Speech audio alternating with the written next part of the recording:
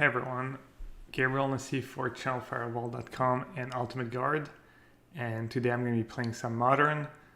I'm going to be playing the list that won the most recent Magic Online PTQ, Frisky Frosca, and well, that's the Magic Online screen name anyways. And I believe it's a list that's inspired by a player called Mean Fanny Pack, who's been playing that deck a lot, as well as Hammer Time a lot. And yeah, it's a white-black Yorion deck. White-black Death and Taxes, kind of. Not the Arbiter, Thalia kind of Death and Taxes, I guess, but you've got Tidehollow Scholar. It's an Ephemerate deck, so it's going to be the first time I play this deck.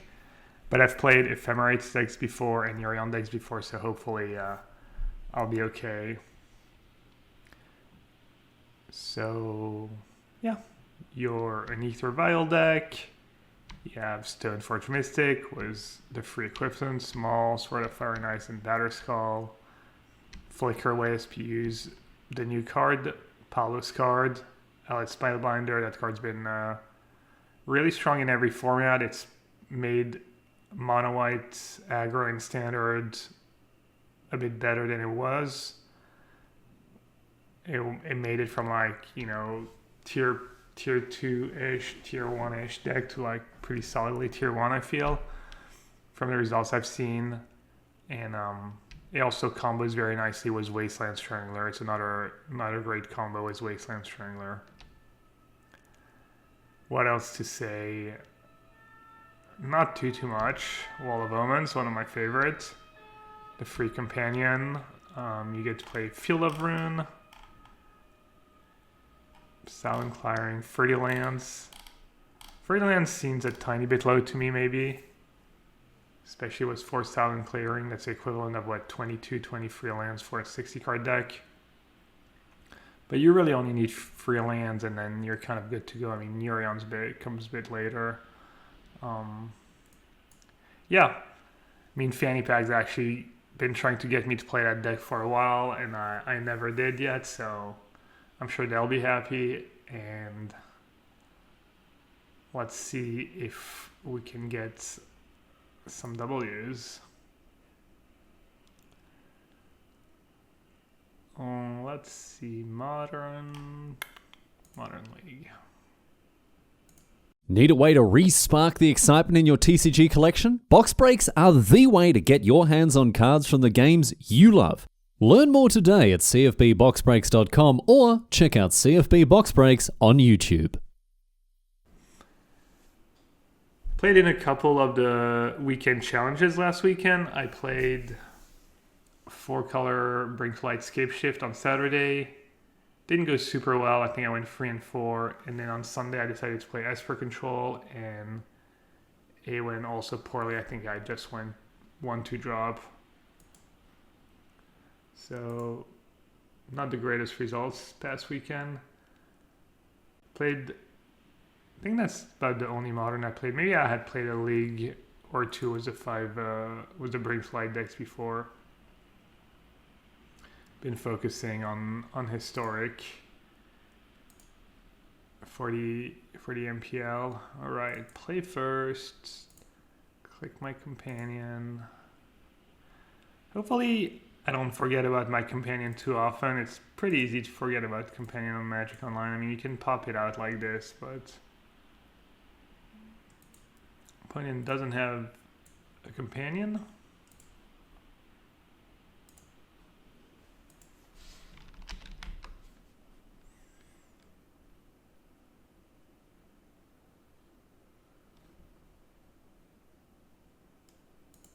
Alright, I'm assuming it's pretty straightforward. Get a Godless Shrine.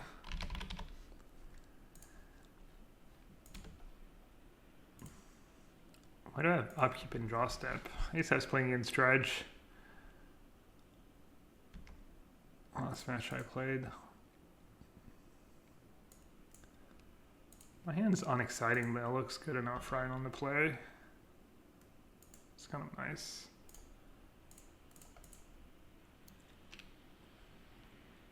What are we up against?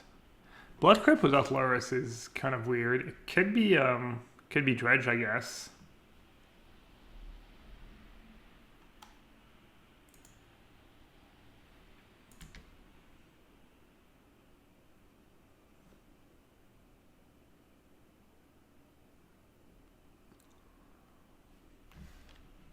Oh, I don't have Lurrus because they're playing Revler. Alright, do they have a removal? No. What cards do I care about? I have Skyclave for their 2-drop. It's the new card.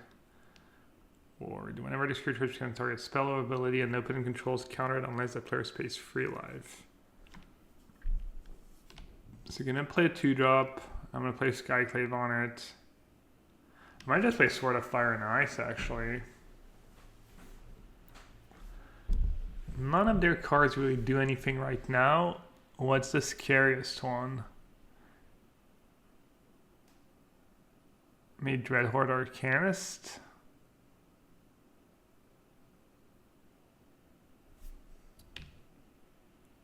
The Witch blocks, I guess. Maybe I'll just take the Witch. I feel like none of their card really matters, and I could take Arcanist, but if they draw removal, they get to kill Scholar and replay Arcanist anyways.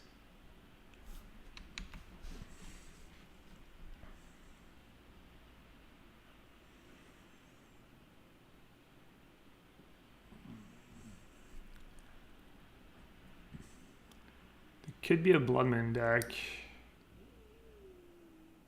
Let's see. Well, let's use a fetch land anyways. Let's get, what's more precious, second white or first black? Get Swamp. I kind of just want to play the Sword of Fire and Ice and just make them have it.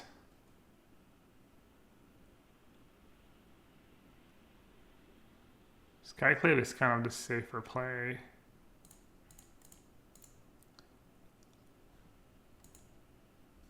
Let's see, if they do top deck, let's say a Bolt. They get to go Bolt Arcanist. I feel like I'd rather save my Skyclave for the Arcanist anyways. I'm just going to play the Sword and make them have it. Because I don't feel like I care too much about Pyromancer, especially given their hand.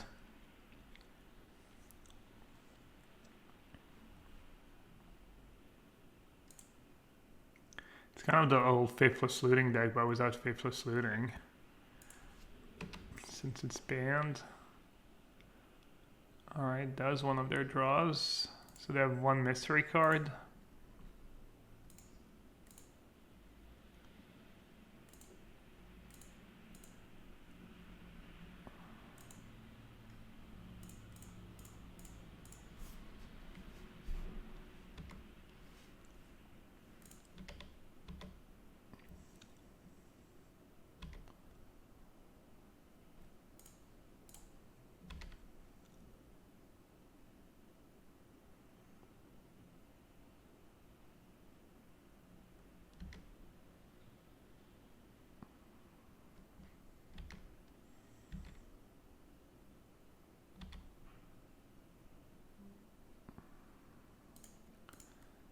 I'm gonna play Stoneforge, assuming I should get Batterskull.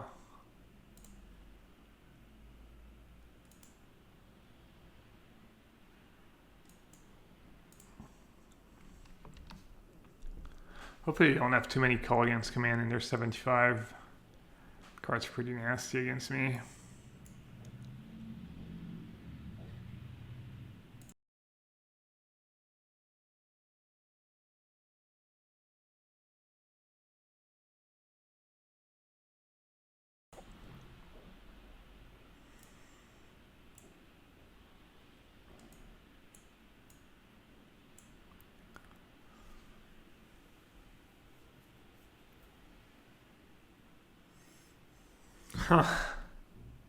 Well, I jinxed it.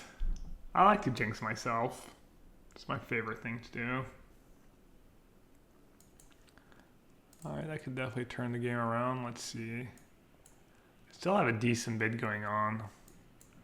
obviously. So I can attack, play Batterskull. They don't have cards in exile. It's Skyclave.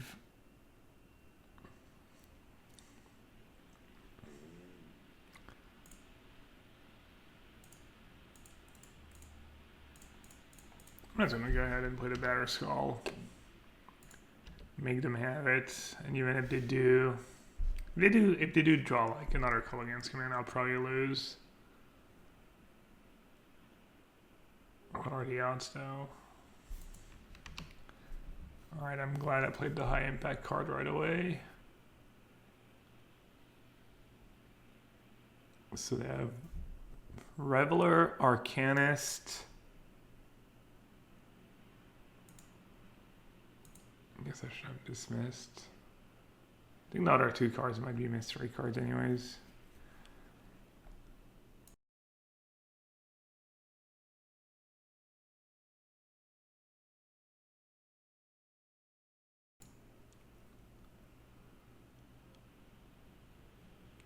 Oh, never mind. It's kind of tricky. They do have a card in exile, the one under Sculler. Whoopsie. My bad. What's the best possible play? Probably just Strangler, right? So how does that card work?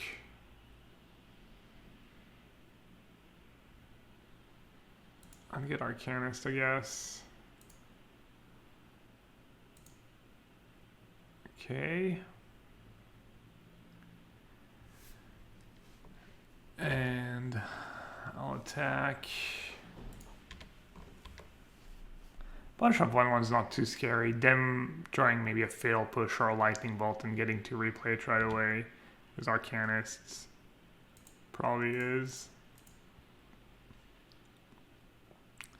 Gonna blink the Sculler, I guess. Could also scry too.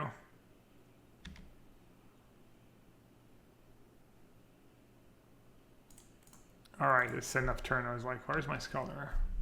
And I'll take the one life to play Aether Vial right away. So what do you have? Kruxa.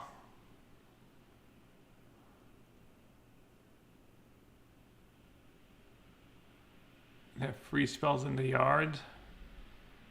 The Witch doesn't really do much. I like Kruxa as the scariest card. Kroxa Reveler is kind of a non-bo, I guess. So if they play Kroxa, they're never casting Reveler. They play Kroxa and then Reveler and then... Oh. Didn't end up mattering.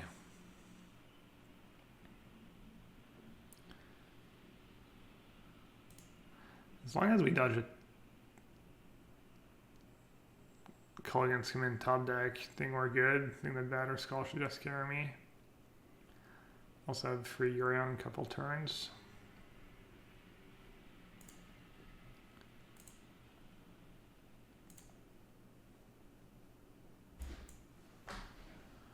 Alright, should I attack first, equip? Oh, let's start by sacking. My favorites.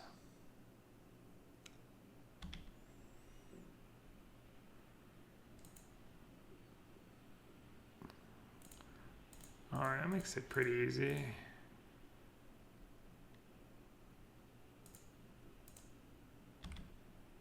Unclear if that's even really better than just grabbing a Yorion. I don't think it matters too much. Do I care about losing my 2 toughness creatures to their tokens?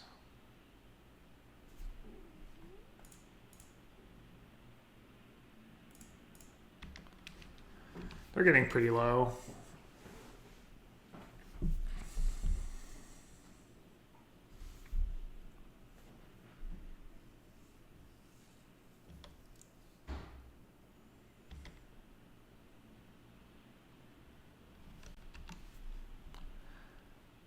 This deck's a bit slow, especially with the triggers, the Aether Vial, etc. Z-Witch, okay.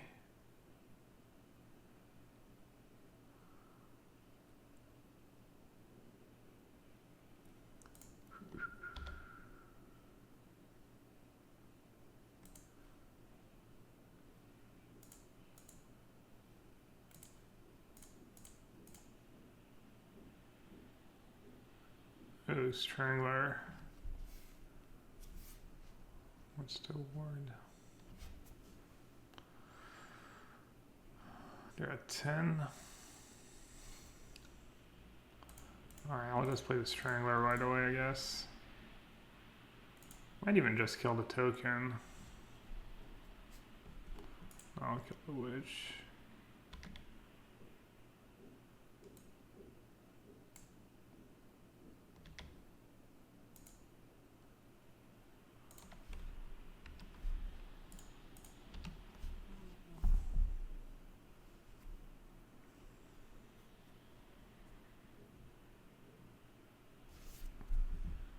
I think I played this game fine.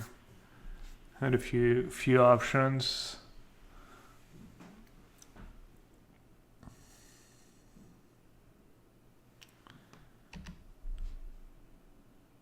Good thing they drew the Culligan's Command one turn too late. Might have lost it, I've drawn it right away before I got a hit in with Sword of Fire and Ice. Alright, they're tapped out.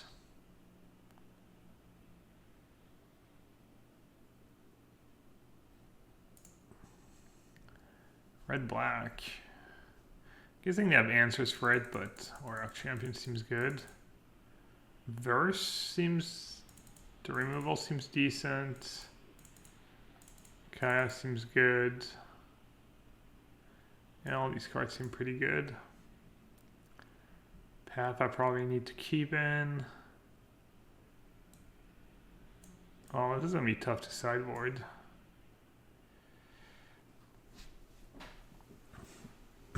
I'm guessing Charming Prince, probably one of the first cards to go in a lot of matchups.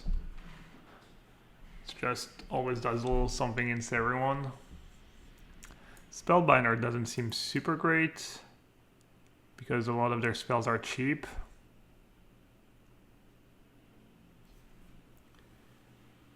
Am I maybe supposed to board out Aether Vial in this matchup?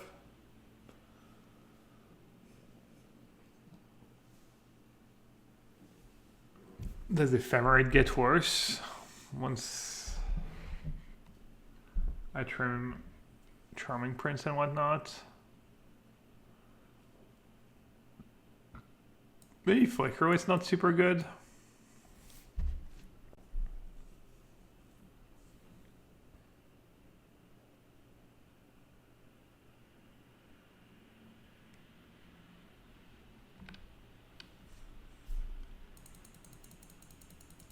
Maybe I'll just board out all of my free drops. Something like that. Does that make sense?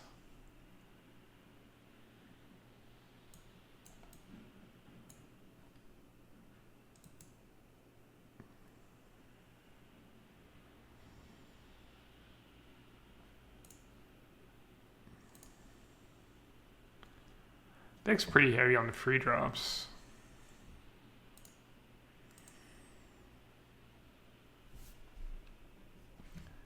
Let's try and play a bit faster and also set the proper stuff on Aether Vial.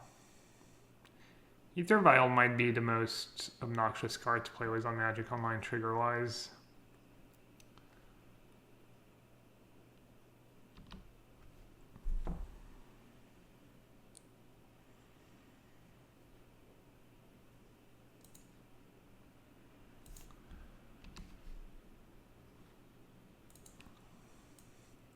Stay here, you.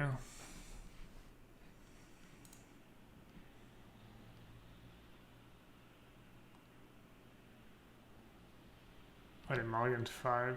Jeez.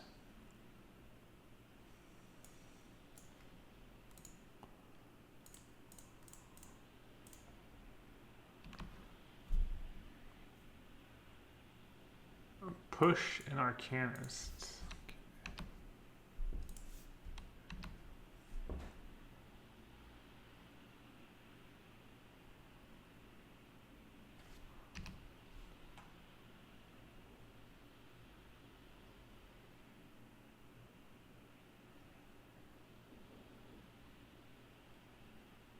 Not forcing the trade. Well, it would have been GG here. Most likely. At least very good for me. Also very good for me.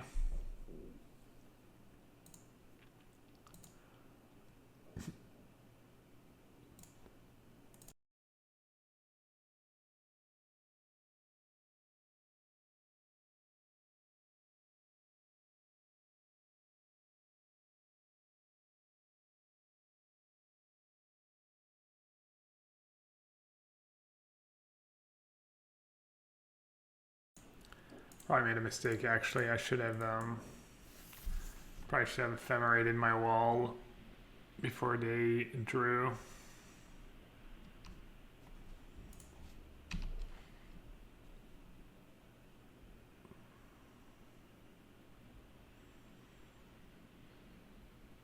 Yeah, of course.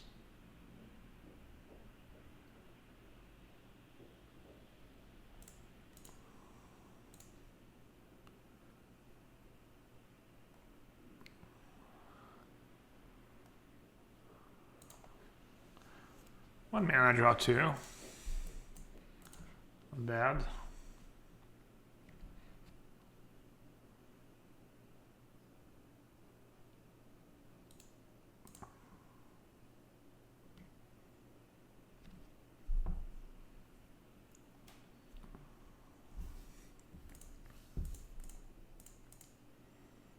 I could go Yorion to put Yorion in my hand. I don't know, let's not make the same mistake.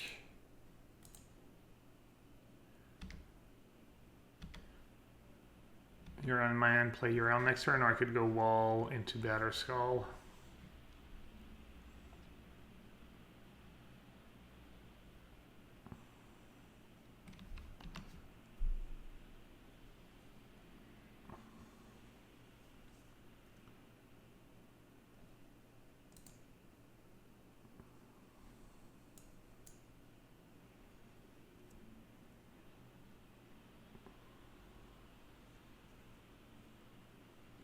I was wondering.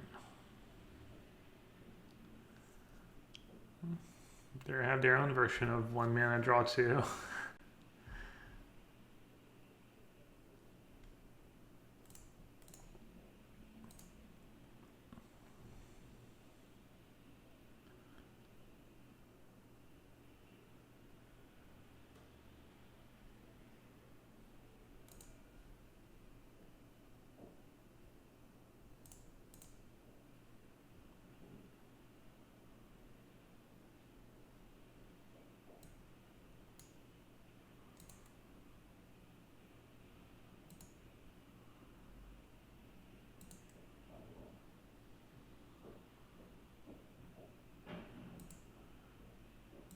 It's a bit scary.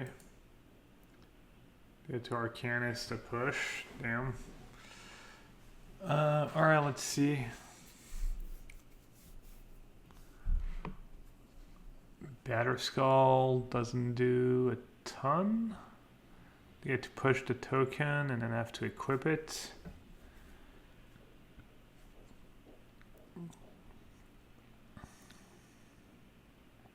Huh. I think I should just play two creatures here.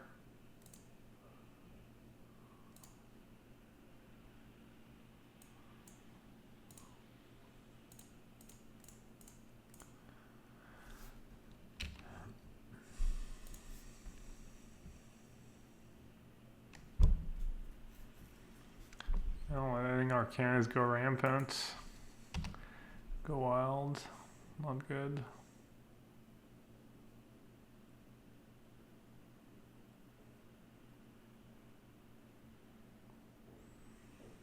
Alright, they're trading a token for some damage. Why not? That's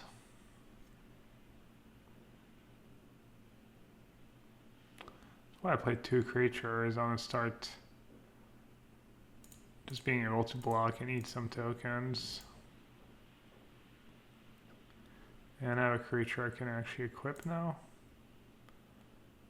Batterskull or a sword. Arcanist Bolt is 1, 2, 3, 4, 5, 6, 7, 8, 9 damage. Never mind, I kill Pyromancer. 8 damage. Feels like Batterskull's the better play. The safest play, I think. It's better against Lightning Bolts. Much better against Lightning Bolts. Might be better against Fatal Push as well. Probably lose if they draw Fatal Push.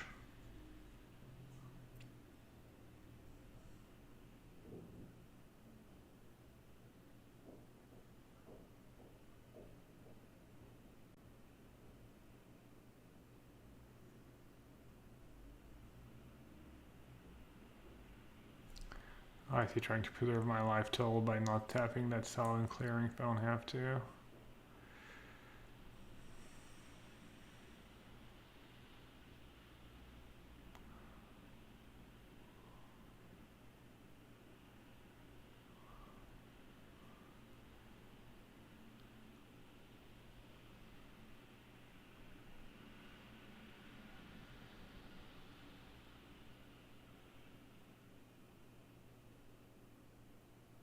Wow. What the hell? I feel like I got slurled here. They drew Replicate and it took them like a minute to cast it. That's not a good sign. I might mean they have something else in hand as well. Oh, that was brutal.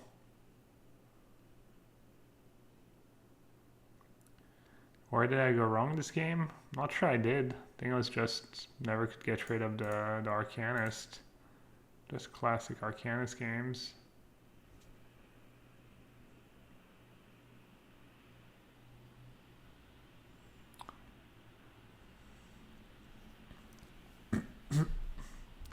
Does Shambling Vent keep me alive?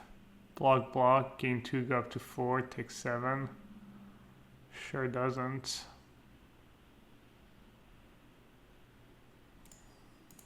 Alright.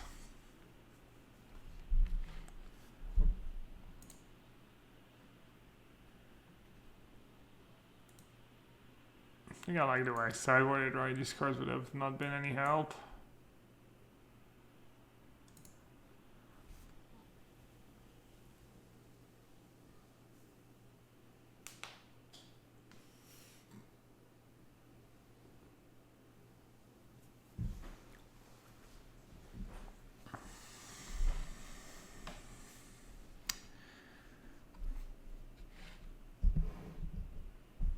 I'm a bit scared that I'll also mulligan to 5.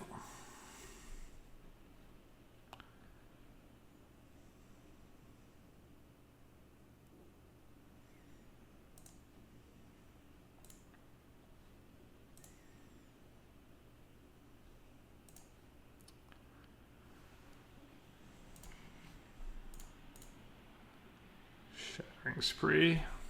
This wrecks me.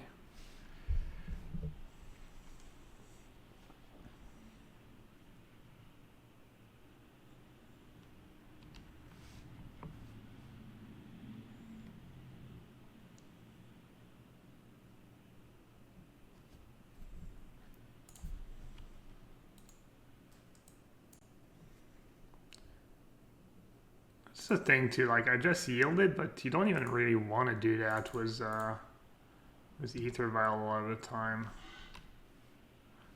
Sometimes you want to play cards in your upkeep.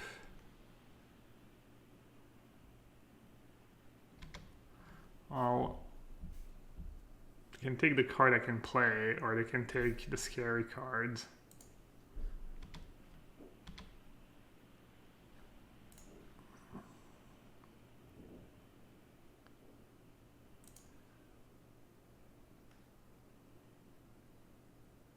Let's see.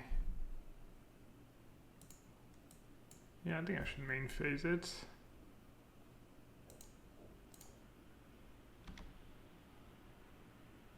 Ooh. Let's see if they have an answer to that card. They can just overpower you. It's not like it kills Arcanus in combat or Kroxar or whatnot.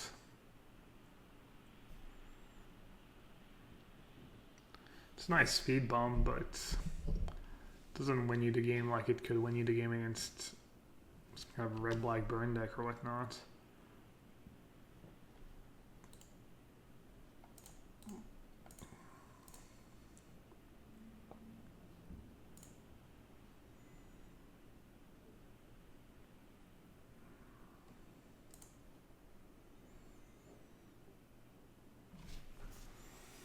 I'm gonna play second Ether Vial here. Could get rid of the Witch. I should just get rid of the Witch, right?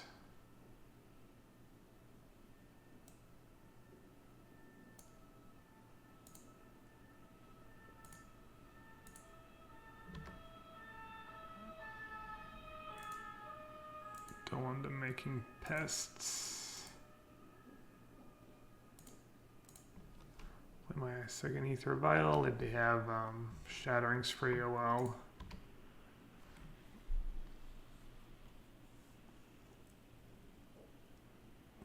Could keep the card in hand for Crocs, I guess.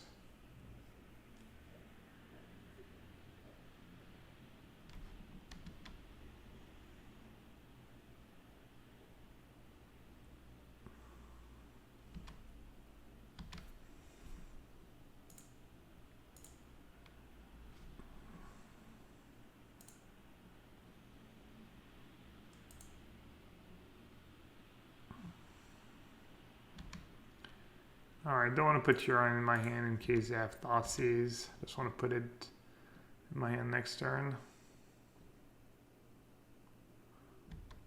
Oh, Lightning Bolt.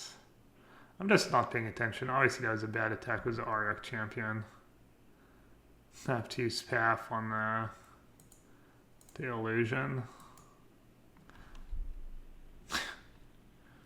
It's kind of whatever, I guess. I don't know. It was pretty bad. I was not thinking about anything. Oh my god, I just got totally wrecked.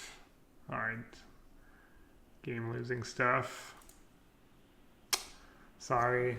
I'm just, I don't know, just not paying attention, I guess.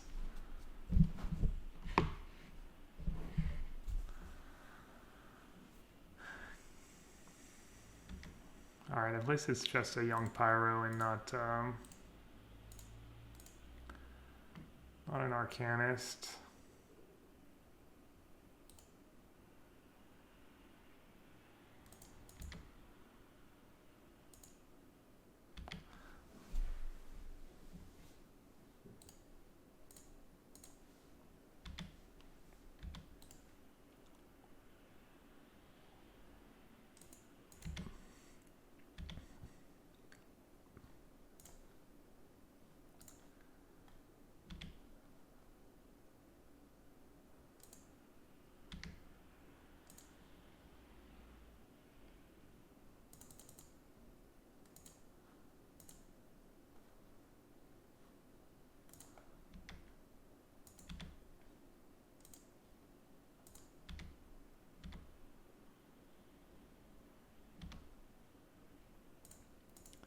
Making the mistakes so you don't have to.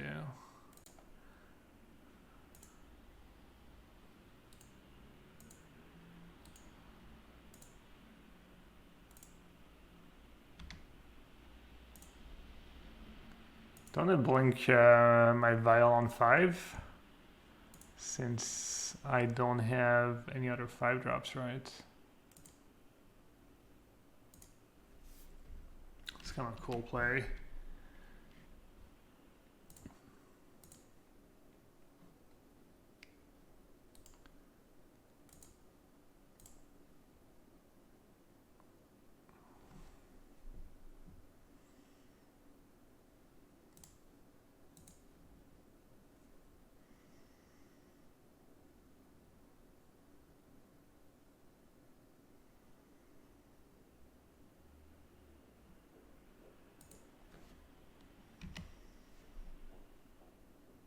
Unfortunate. Wouldn't have hated Ephemerate on Yorion.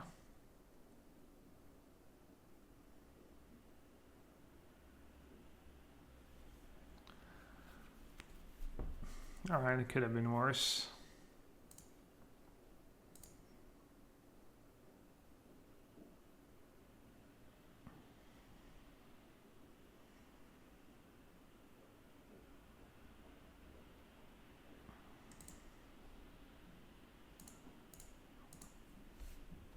Pretty good draws.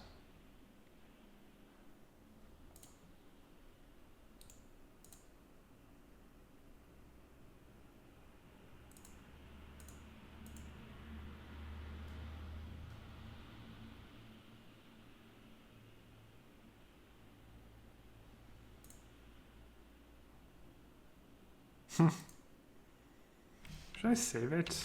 Can't really draw anything right anyways. I mean, if they kill both my walls somehow, I get super screwed. Not sure how they would do that though. I'll save one. There's no rush. Maybe I might want to blink. I might want to blink stuff like Wasteland Strangler and whatnot.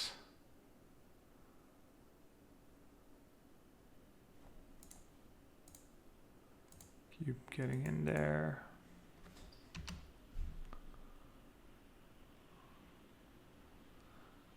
They might also like try and kill a wall in response to an Ephemerate if they draw a removal spell. And I can save it with my other Ephemerate. Not even sure if that's so great.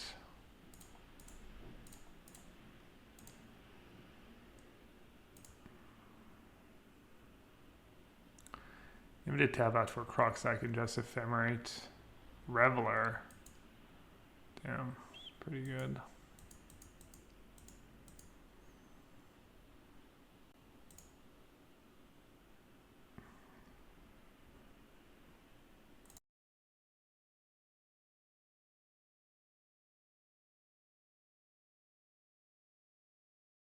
Inquisition.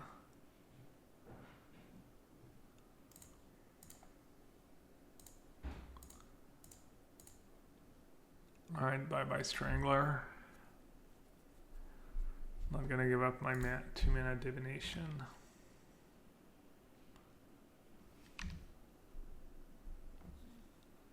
Or 1-mana Divination.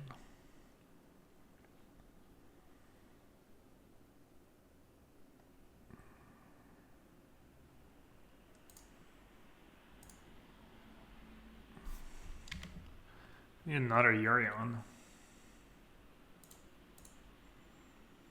So the way Ephemerate works, they resolve 1 by 1, so even with 3 Ephemerates, even if you only have 2 walls, you're fine. Even if I only had 1 wall, I'd still get to resolve all 3.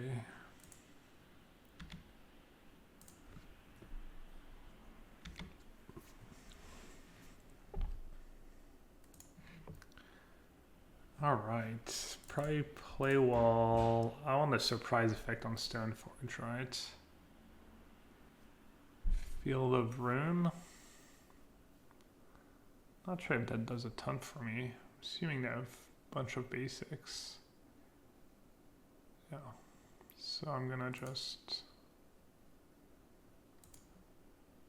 play Stoneforge or play Giver. Play Aether Vial. And on a trade 1 damage for potentially a lot of damage. Probably want to stop attacking for now.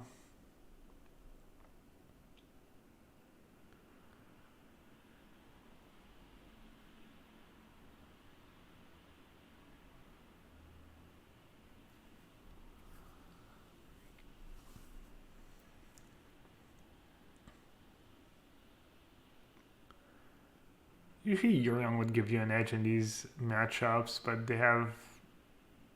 they're just so resilient, really. They have 2 cards left. Do I even need to do it now?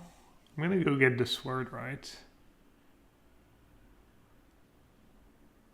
Wait, I could have put Stoneforge in play. Played sword, equipped sword last turn. Oh my god. Wow.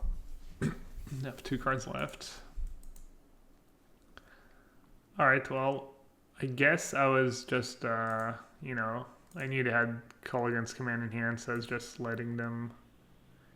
You know what, that's actually really bad if they have a discard spell. Oh god, I just punt after punt. But then if I don't do a knight, I only get to play it right away. Oh, should I get Batterskull to dodge Inquisition? They've played 3 Inquisition and 1 Thoughtseize anyways. Alright, I'll get the sword then. Well, that's kind of potentially game-losing play. To be fair, the correct line was Stoneforge. Play sword, attack with sword last turn, and I would have lost...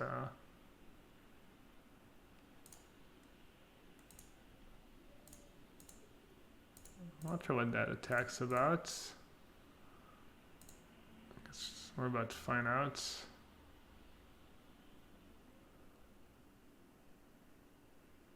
Yeah, for some reason I didn't think I had the mana to do it all last turn.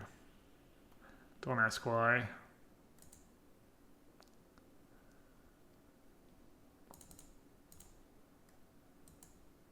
I'll just go as, you know, expertly played around.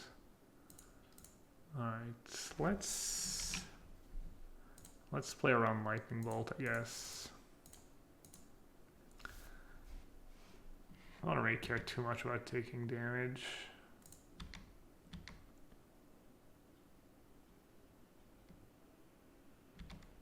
Alright, looks like I managed to stay in it.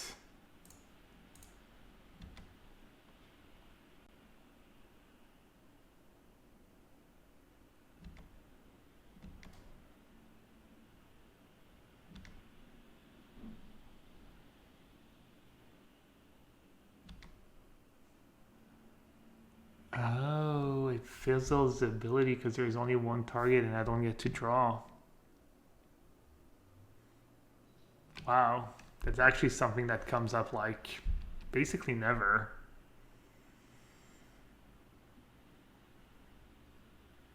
That's nuts.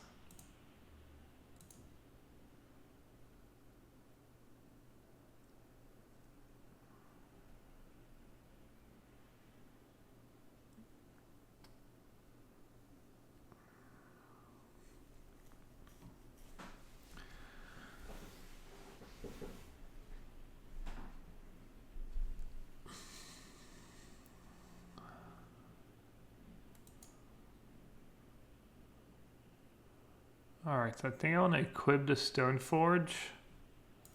This way I can equip the champion and have a pro-black blocker. I can kill Arcanist. I did drop Path, which is nice.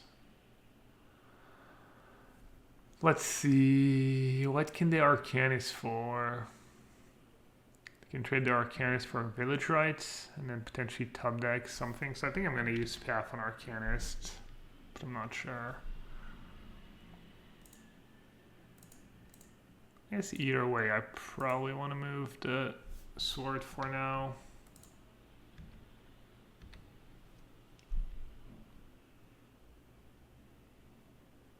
Also pretty close to being dead.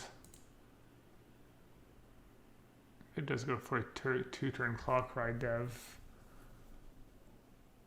Killing Pyromancer is nice, but I don't think the tokens matter that much. I'd rather go for a 2-turn clock.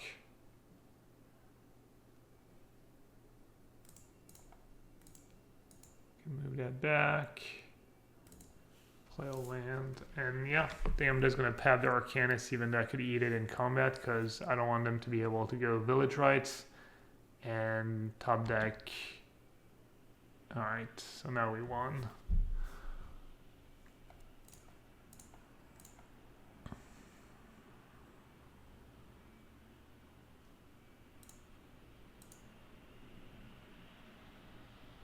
That was close. These decks are so scary because no matter how many answers you have to their cards, if they snowball, it's kind of it. It's kind of hard to get back in the game. Especially when they're playing Bedlam Reveler, because they can just keep going on forever. And they have answers to all my problem cards. They have Kolaghan's Command, Shattering Spree, etc.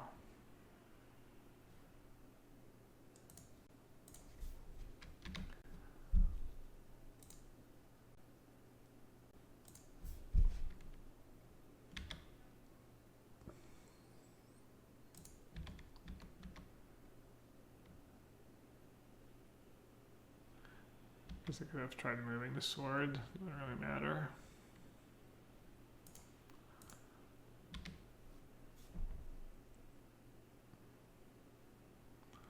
Like, that was not even a very long match. Oh, they have Cling to Dust.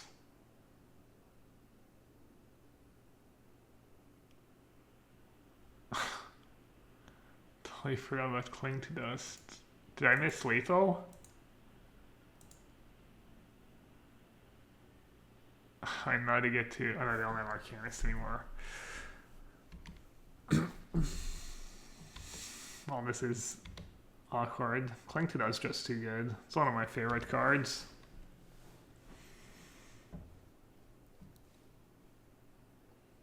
One of my favorite cards I've printed recently. Already played the land. 4 basics. They might be out of basics. I think 4 is, you know, you play the 1 mountain cuz and then 3 swamps for Blood Moon, and I could see them being out. Alright, good raid. Let's move the sword back to Stoneforge. Alright, well that was kind of bad. I could have killed him, right? I could have attacked with both last turn. And attack was both this turn again, and they would be dead right now. High level gameplay over here. Hall of Fame, by the way. It's good, right? It's my brand. I make the mistakes. See, you don't have to, and everyone feels better about themselves if I'm making these mistakes. Just happens.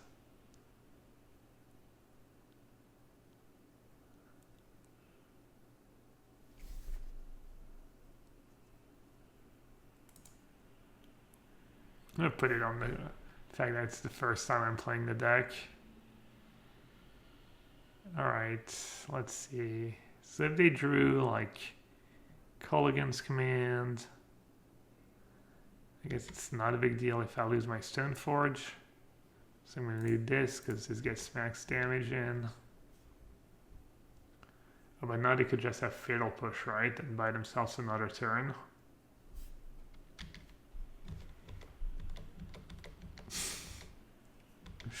Alright, I messed up again. Just, you know, I have one decision to make every turn and I get it wrong. Let's see if they punish me. Oh, they're just going for the life gain. I think I gave them a window to maybe go for the high risk, high reward play. Depends how many push they have left in their deck. Because realistically, I don't think just gaining life with Cling is ever getting them back in this game. Even though, to be fair, I have a lot of lands in hand. Man, am I supposed to start killing the Pyromancer? I don't think so.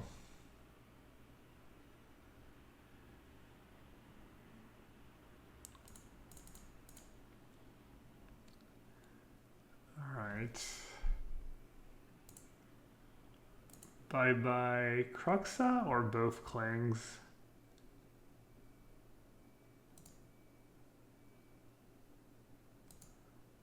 I'll do both Clings.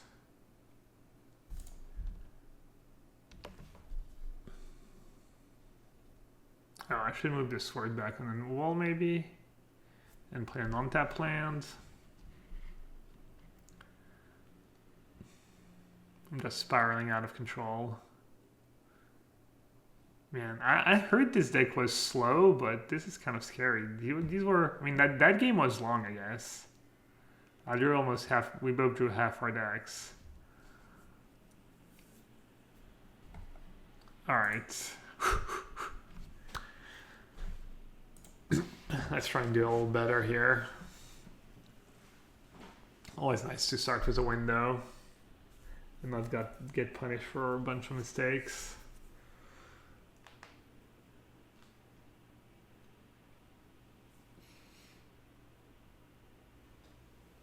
First, while we queue, video is brought to you by Ultimate Guard. If you like the content, a great way of supporting it is getting your deck boxes and sleeves from Ultimate Guard, and they have great products anyway, so you're probably doing yourself a favor as well. One of their most recent product is these boulders I have right here. They're like the good old boulders, and difference is they're made out of almost exclusively renewable material. I believe it's 97%, and yeah, just great product. ultimateguard.com. You can check them out if you need deck boxes, bigger deck boxes to, like, fit in a cube or whatnot, and sleeves. They have the Katana sleeves, some of the best out there, so check them out. All right, no companion and a red, so it might be Ponza. Might be a Bloodman deck too, so I should get basic planes and play my Aether Vial, and hopefully I get to cast some spells this game. It could also be an Omnath deck.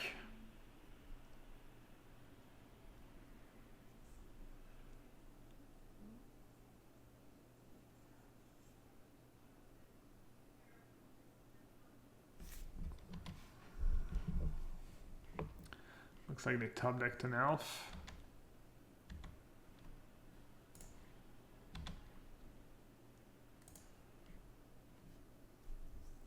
Alright, what now? Charming Prince, Stoneforge.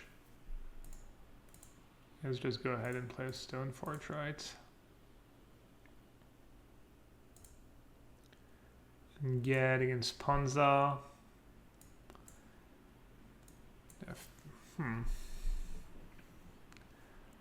Definitely not Maul. Sword could be nice. Batterskull could be nice. Batterskull's kind of bad against Glorybringer. What happens if they play Glorybringer? I think I'd rather get the sword, right? Because they might just kill my Stoneforge anyways.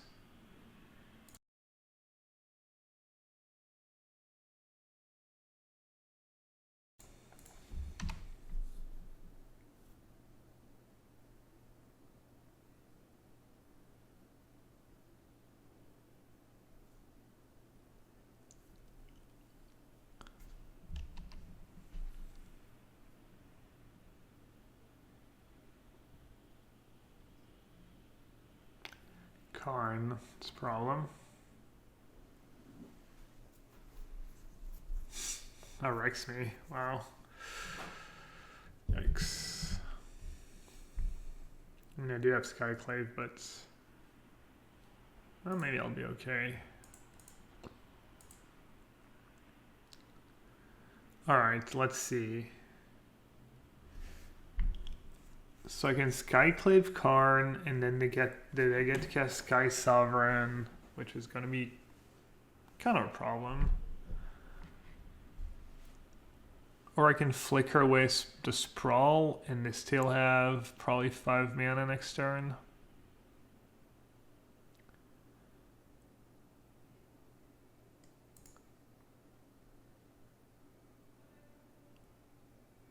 Yeah, I mean, I just have to... Alright, I should attack first, right?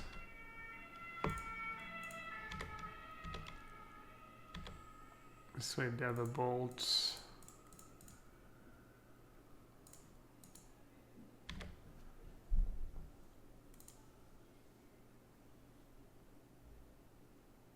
Alright, I should put a stop in their second main. Because of Charming Prince.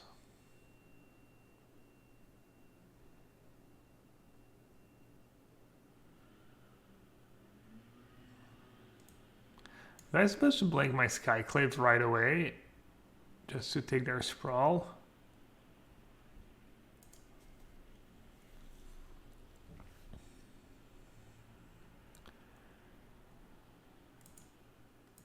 Alright, probably want a Charming Prince. Save my Skyclave. They're getting the token either way, but I can blink that later. And then I get to take their Arbor Elf probably.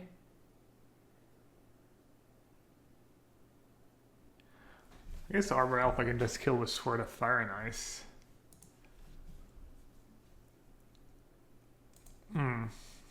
Actually, they can activate, they can crew the Sky Sovereign. So that's a bit tricky. So let's see. So I can put Sword into play, equip, and then blink Sky Sovereign. Kill Arbor Elf. I think this is good.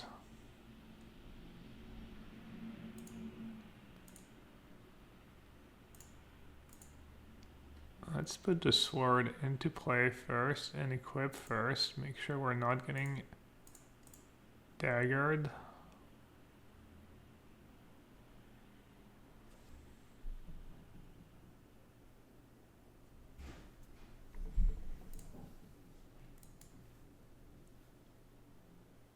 Okay.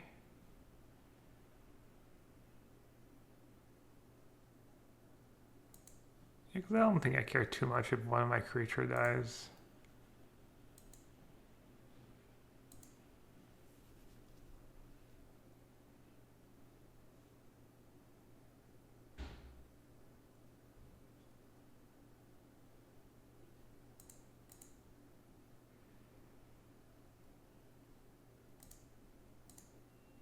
Oh, I need to not forget about my Yorion.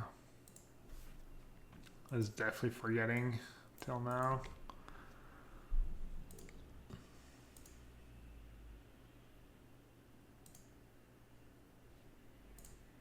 All right. Looking pretty good.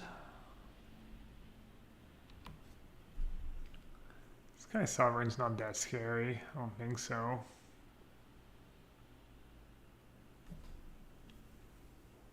Looks like they're pretty far behind.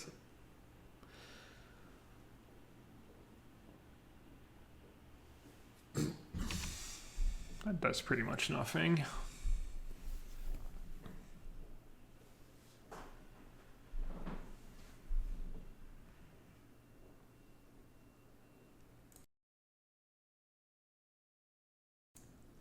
Because they're hitting pretty hard.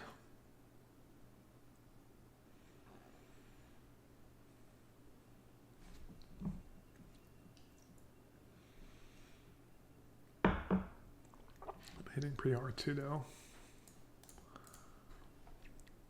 Absolutely, I would like to ramp it up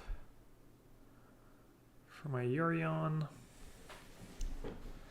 Alright, probably pretty straightforward turn, right? Just attack was Skyclave.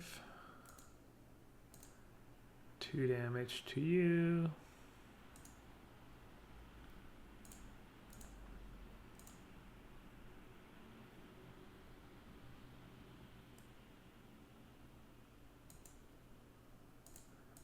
Play a Spellbinder, keeps them busy. Double Bloodbraid Elf, Seasoned Pyre Tracker. None of these cards really do much. I guess they get an extra mana from Clothis. I guess I'll still take Seasoned Pyro.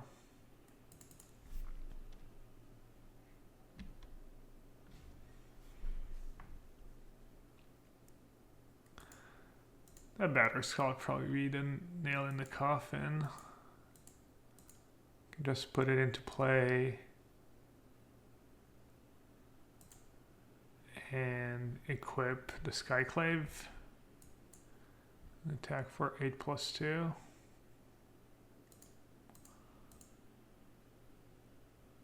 Alright, what did they get? Bloodman.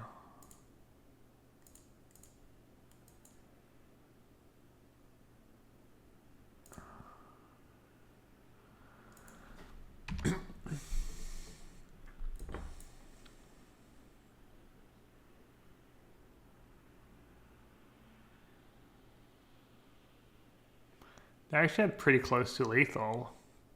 If they could have turned on Clothis somehow. Bloodbraid Crew, Sky Sovereign, 6, 10.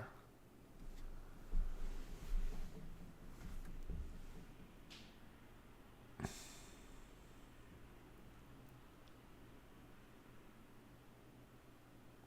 game was close, but they're also on the play was a pretty decent draw.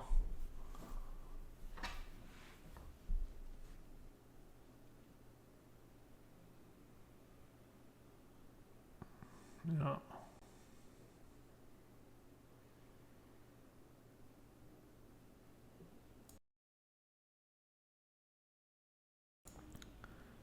I don't think that aligns to alive, right?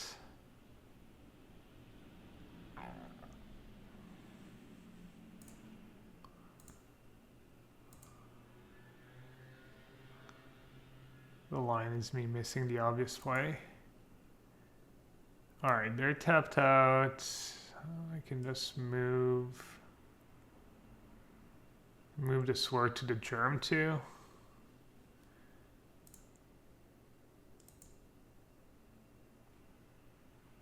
I mean, either way.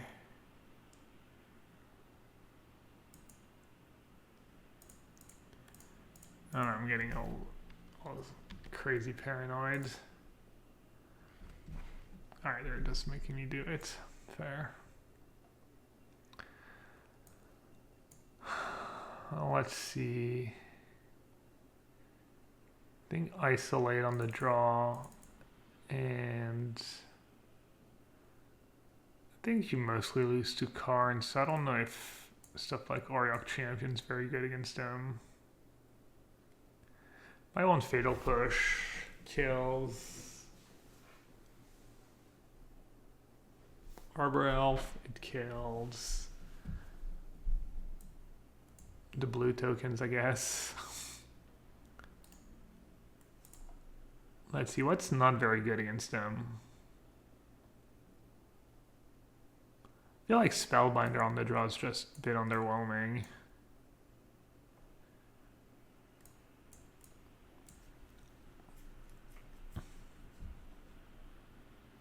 I don't think Kaya does enough. Maybe just 2 push to isolate. Vanishing Verse doesn't kill Clothis, doesn't kill Karn. Does kill Blood Moon. Does kill Glorybringer. Exile Season Pyro. It's kind of okay. Maybe I need to Rally Quarter. Blood Moon's kind of a big deal. I don't have that many basics. I have Ether Vial and some basics, but it's not always going to be enough. Let's see.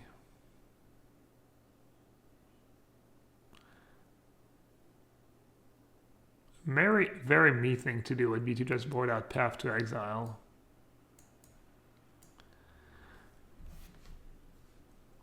I don't know if the Karn versions also play stuff like Glorybringer, to be fair. Path might just be bad against them. Let me see if I can find a list real quick.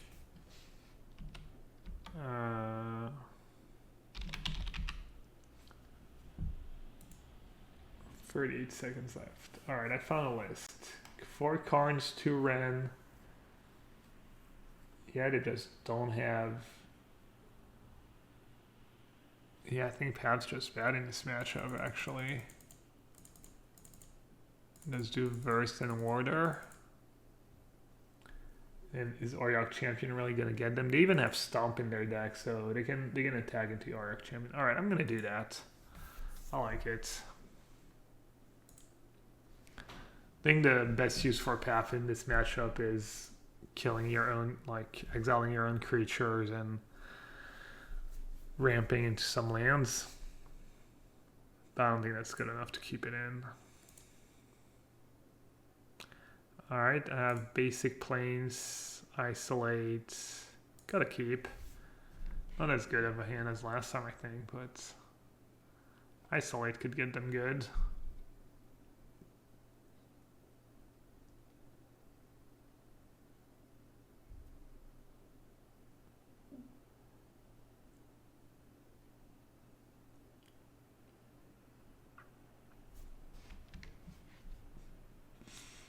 Need a Wool of Omens. Oh, and a Mulligan's. Wait, the Mulligan's 5. Alright.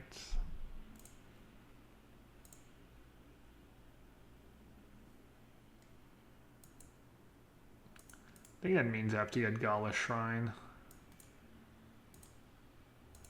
The fact that I drew a Tidal Scholar. A Gala Shrine, hope for the best. Well, little did they know my hand was like, alright, my draws were really good.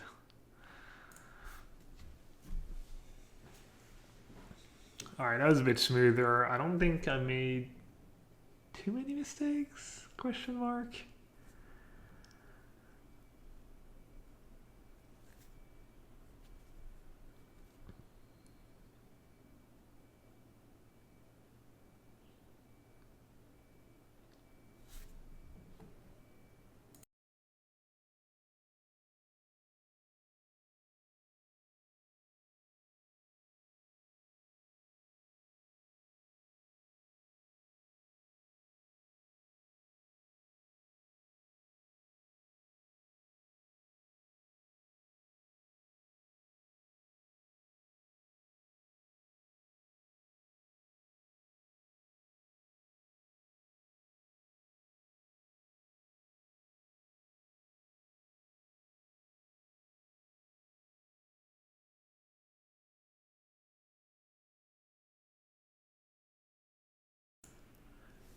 Still not totally rid of the allergies, the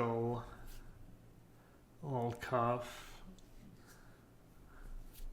little allergy symptoms. It's been much better though. Some people already have 26 trophies. I have a couple trophies. Actually not that bad for me.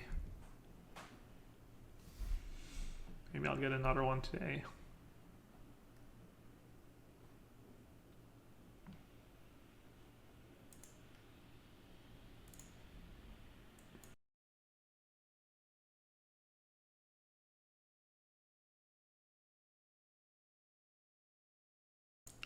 Lurrus, my old friend, we meet again. It's been a while.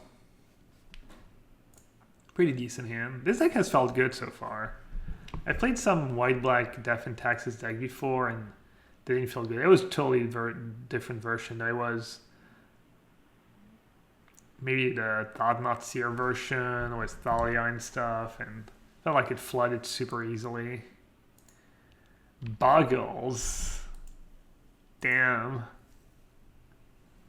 I have stuff against Boggles, like Isolate to get rid of the enchantments, and Kaya, Relic Warder, Apparition.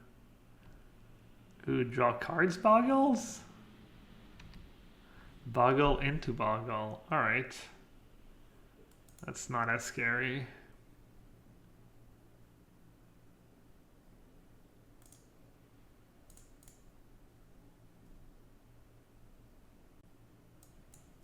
Assuming I'm just supposed to play Scholar right away, even though there's the Scholar Ephemerate combo potentially next turn. I'm just too scared.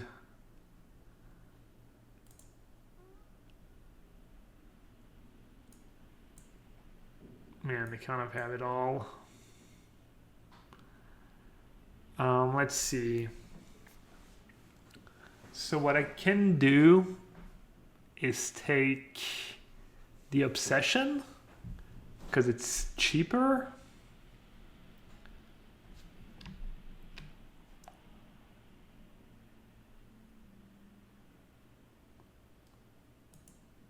I'll do that. Or I could have baited them maybe. They might have not fallen for, why would they ever do that? I was gonna say they could have gone like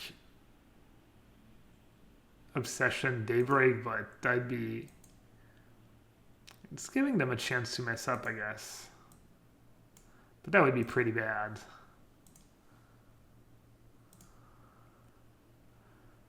All right, I mean, I think I might have a shot here with just Skyclave Ephemerate. Let's start by getting rid of the Staggering Insight so they don't draw more cards. Then the question is, do I want to get in for 2? We know they have Daybreak +1.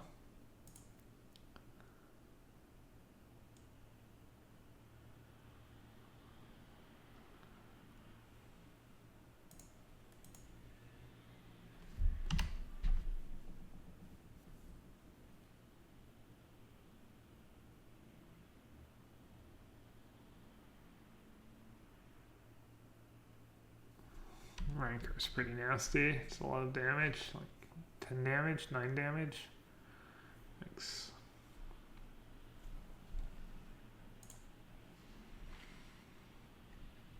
Oh wow. That was a good draw. So now I can, let's see. Let's not mess this up.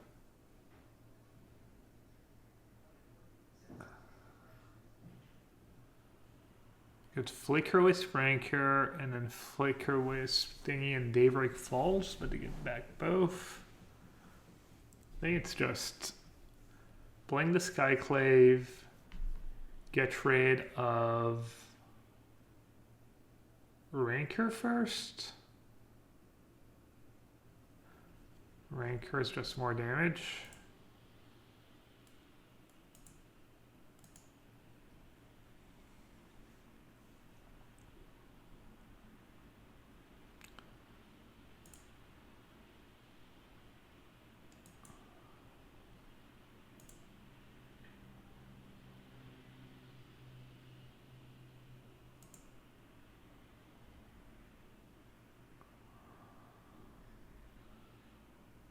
Yeah, so I have the problem that I'm dying, obviously, but let's deal with what we can deal here first.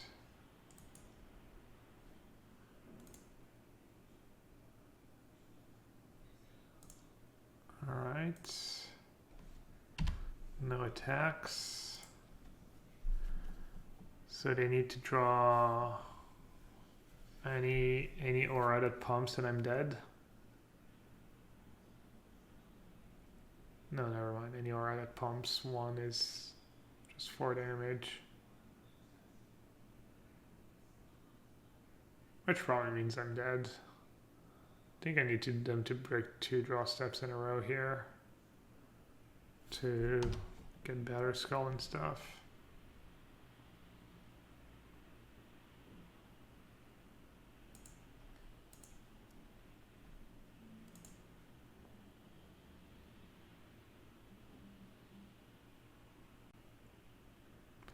So I get to get rid of armor. Alright, I was lucky.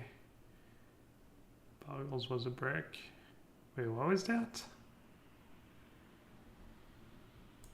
Oh, Lurrus, right. Damn. Whoa, almost misclicked that.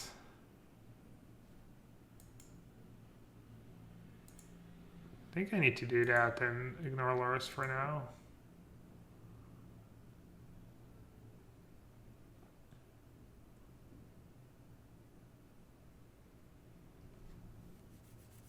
I actually don't want to use Wasteland Strangler because I don't want to put these cards back in their graveyard.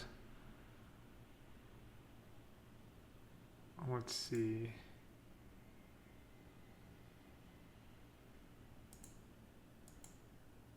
Play Stoneforge.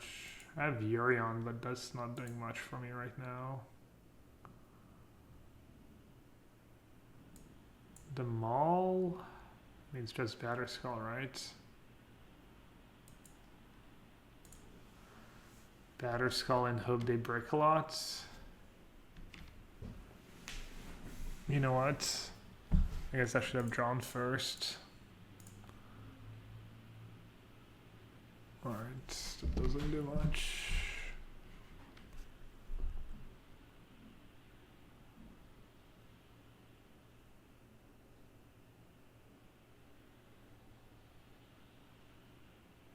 It's just GG, right? Alright. Being on a draw was a problem.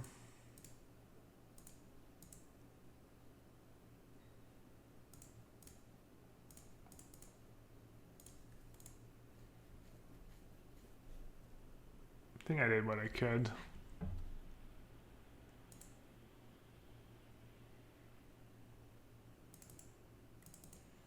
I wonder if they play Core Spirit Dancer.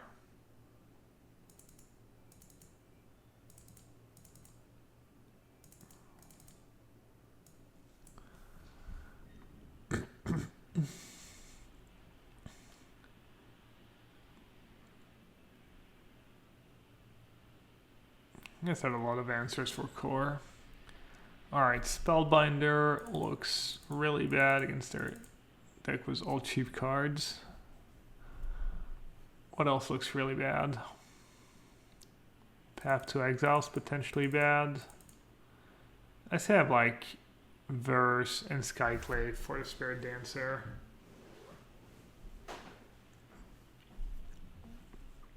Rest all seems pretty good. Also, yeah, I have Strangler too. It's probably better than Path against him anyways. Alright, this looks pretty good. I like my chances on the play. On the draw, it's probably a bit tougher.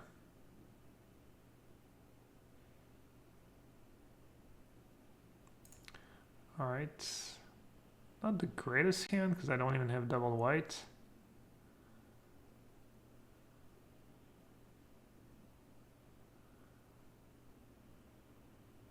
Do I have turn 2 Prince to scry into it if I need to?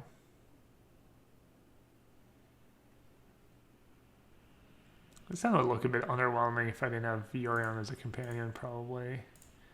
This kind of hand that can run out of gas. Wait, did mulligan to free?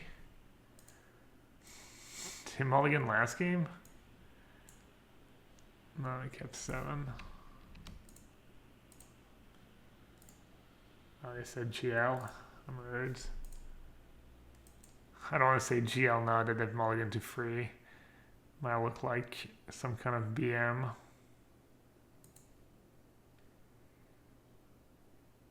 Another Ether Vial or Charming Prince Justice Cry. I think I'll just do another Ether Vial.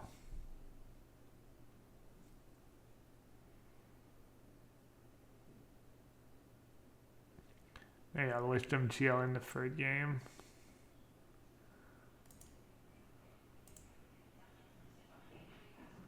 The Stalker is kind of a problem. I don't know if I have much to deal with the Stalker.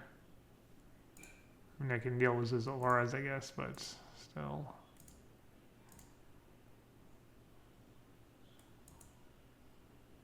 Alright.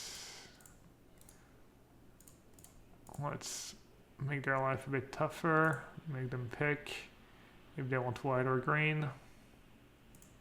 They want white.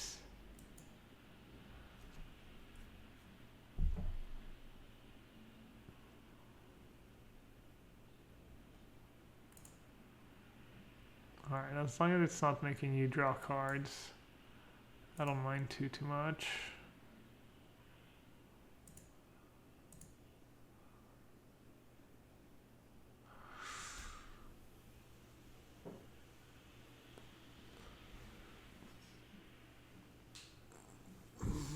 Do I want to save my prince to blink the apparitions? I guess I will. Somehow I went through their instant there. I didn't even realize.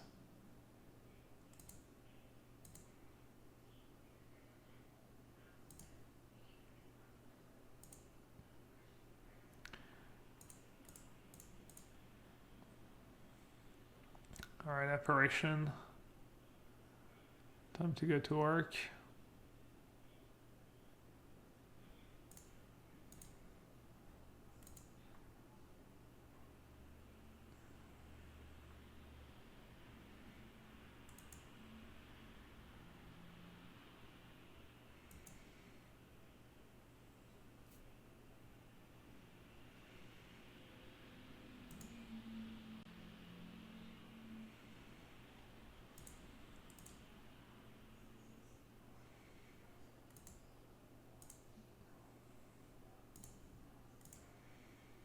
Alright, it appears that I can beat their deck when they mulligan to 3. Alright, that's the one that comes back at end of turn. Oops. -1 damage.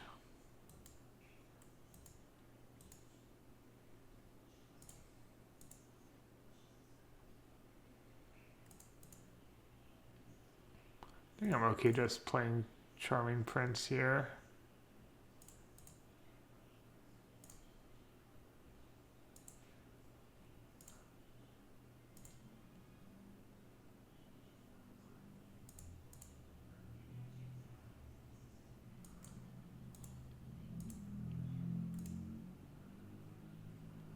Scholar doesn't do anything. Strangler doesn't seem that great either.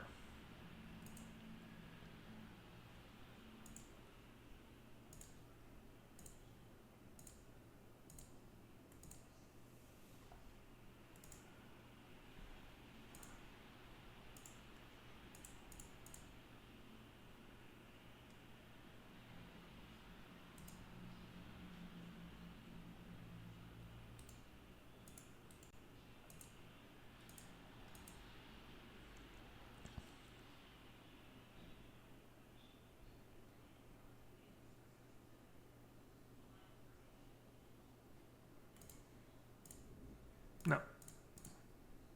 Wrong one.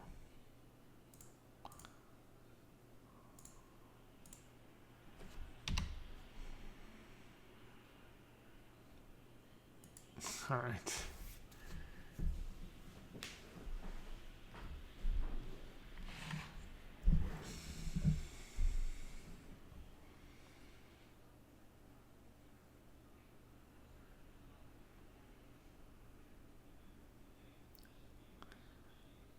That 3-color Boggles deck has to be so high variance.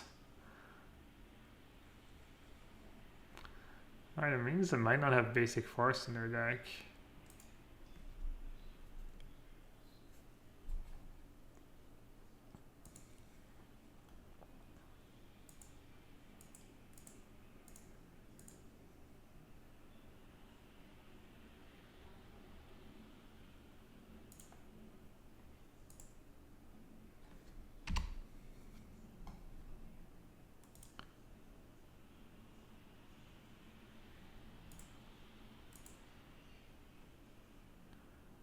Alright, do I even want to blink anything? Not really. Guess I'll blink a Flicker Wisp to get rid of the token. It's costing me 1 damage. Sure. And then no.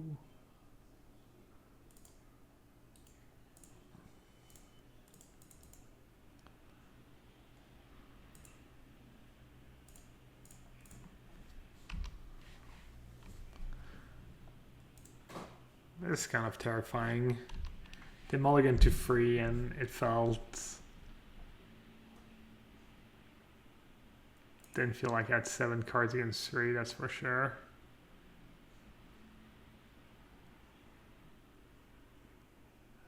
Alright, I still like the way I'm sideboarding.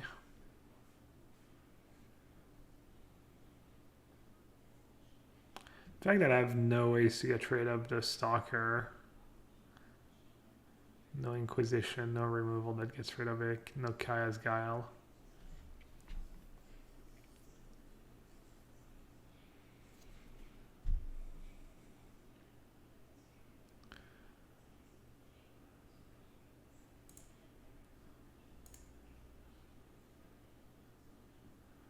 Triple Giver, Ether Vial, Batterskull, Flicker Wisp.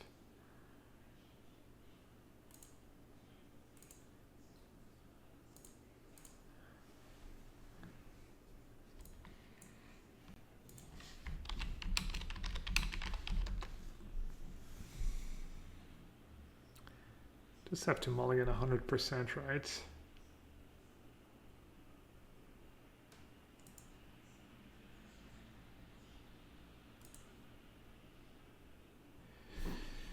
Get rid of Godless Shrine.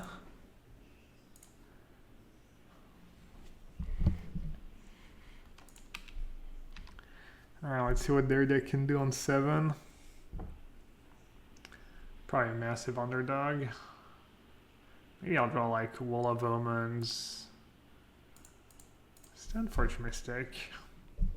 I could do it. It's probably gonna be too little too late.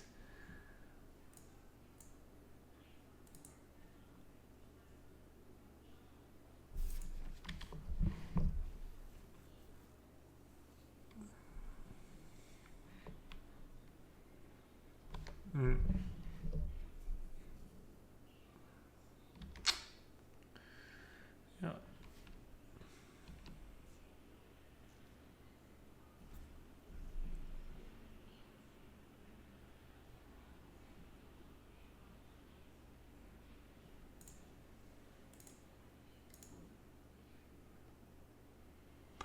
Charming Prince.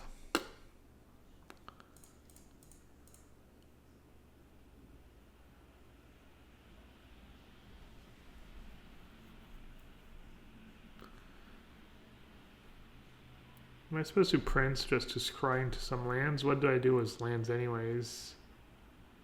Play a Flicker Wisp, and then what? Play Stoneforge, I can get Sword. Take me a little while to set up. Sword or Batterskull just to race. Oh man. Feels like none of my play matters.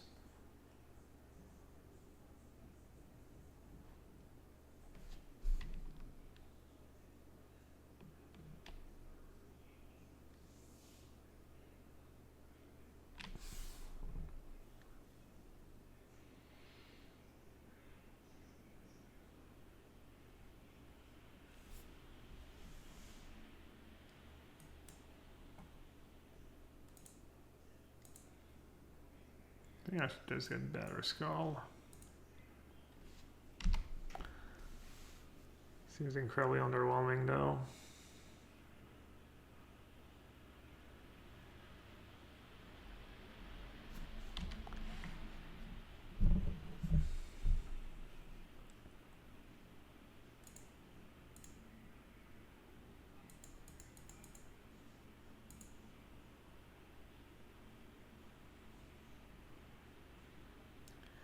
I need a miracle. I need Wall of Omens into Skyclave.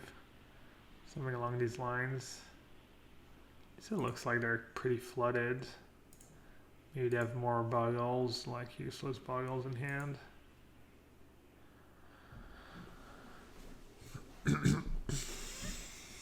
Alright, is there any point in playing a creature here? Probably not. Can block, blink my Stoneforge. Block, put Batterskull and play blink my Stoneforge. I'm trying to think if they can have any tricks in their deck. Probably not.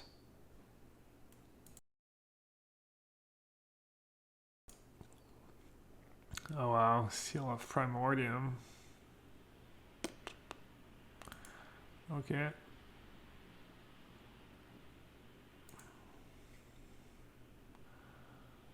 Well, gotta start somewhere.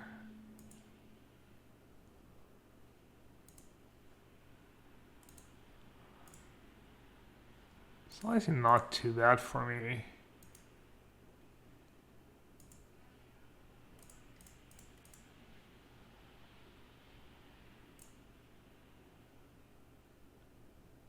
The question is, do I blink my Stoneforge?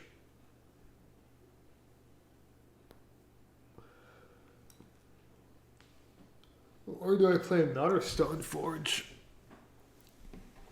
If I play Charming Prince, blank my Stoneforge, the next turn I can flicker, I can block with Charming Prince, flicker with my Charming Prince, and when Charming Prince, I don't know, see like I can start doing some pretty cool stuff. So I'm assuming I should do Charming Prince to just have it in play.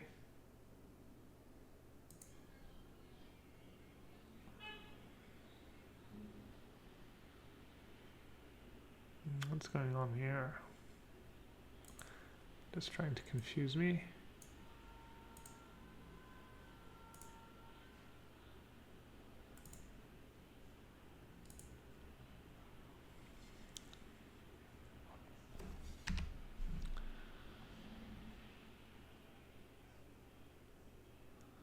I wonder if Ether Vial's like more valuable for me than a Batterskull right now. Also Sword or Maul? Maul is flying first strike. It's kind of tempting. Just raise them. I'll kill them pretty fast. Swords cost me 2 more mana. Next turn.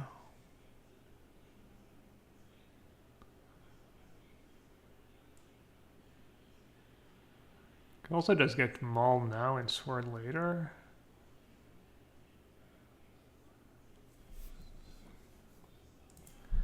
Alright, I don't think I'm gonna...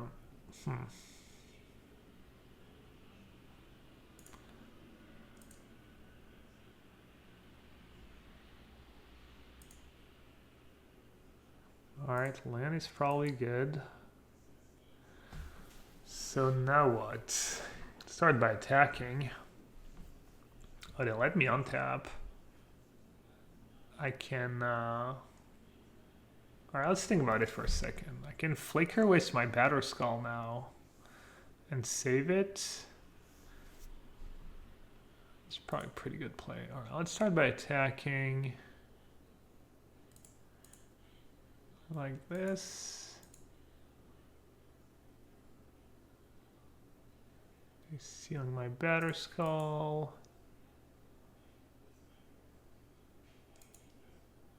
I'm gonna save it.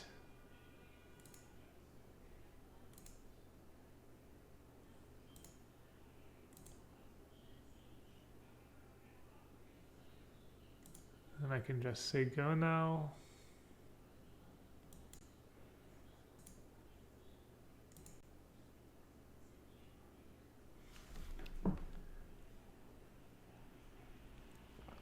Alright, as long as they don't have something to give their Boggle, Unblockable, or Trample, I like my chances.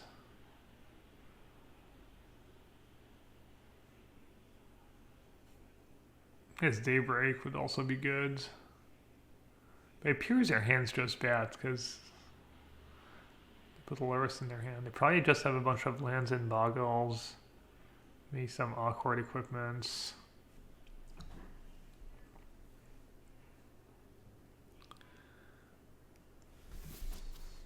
I mean,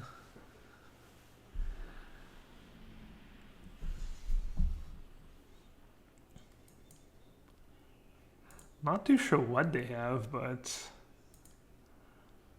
I guess I'll go for the kill here.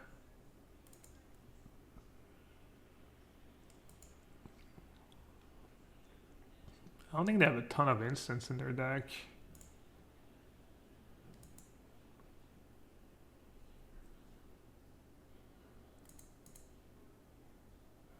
Just go for the maximum highest EV play.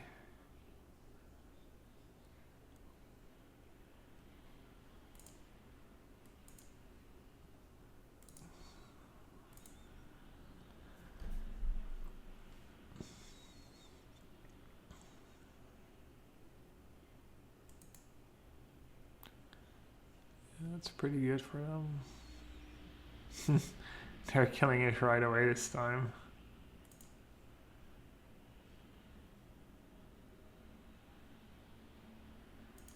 Oh, their Luris gets back the Humbra. It's kind of cool. But I can just do that, put Sword. Keep the Violon free. I guess I can... Can I kill them this turn? No. I'll Ephemerate Charming Prince. I will... Scry 2.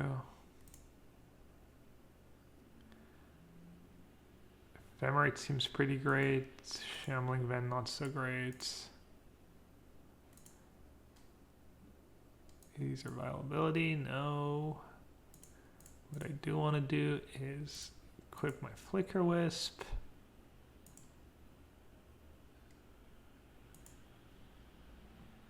And use Ether Vial. Flicker Wisp the Humbra. Attack. Kill the Luris. Alright, we got there. Somehow.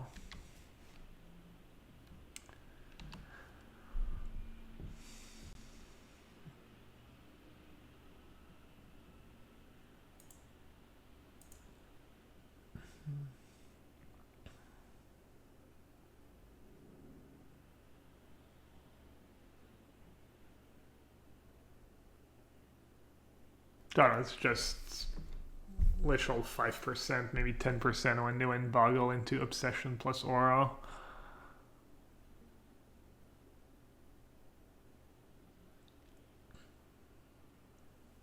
I don't know how the game would have played out if that just killed my Batterskull right away or my Ether Vial right away and not get tracked by Flicker Wisp. The Dryad Arbor. My nemesis. Alright, GG's. Alright, that went well. Quick word about Channel Fireball. There's some changes coming up. Channel Fireball is going to be turning into a marketplace, meaning they won't be buying and selling the cards directly anymore. They will help out local game stores, do business.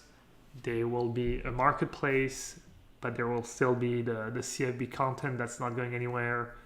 Your store credit, if you have any, will still be good. John Sasso, the CEO, wrote an article. You can probably Google it up if you want to find out more. But yeah, there's some changes coming for Channel Fireball. But hopefully it only means better things for the viewers, the readers, the subscribers, and the clients. So yeah, I'm excited. I actually want to ask Huey and LSV about it and how and why they're doing that, because I'm not really into the business side of things at all. All right, another Luris deck. I'm on the draw. I'm assuming you're just, I mean, you can't mulligan the Ether Vial 2-drop hand, right?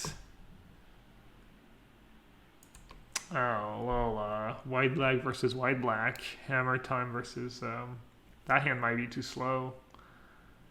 They're usually pretty good at putting hammer into play on turn 2.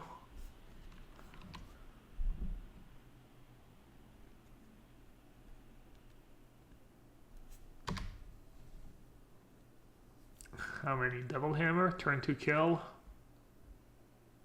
I have a feeling it's going to be a turn 2 kill. I don't know why.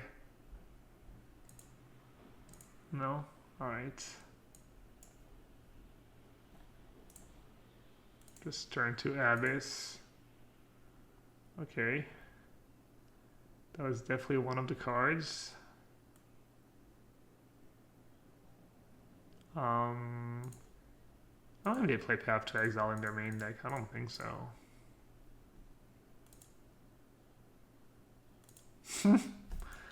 Oh, whatever. It has to chum block anyway, so... How does Flicker Wisp work against that? Very well, right? You just Flicker Wisp the creature.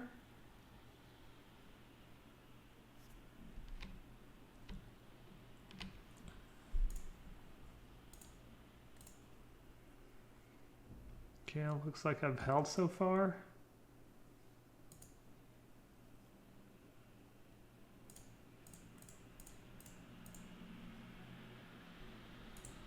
If I Flicker Wisp a hammer, whenever an equipment enters the battlefield under your control, you may attach it, so I have to Flicker Wisp the Memnite. Yes. That's how it works. And then I guess I'll hit them in their draw step, even though... I was gonna say there's nothing better than Lurrus right now, but that's just not true. Hammer might be better. I mean, Lurrus is not bringing anything back right now.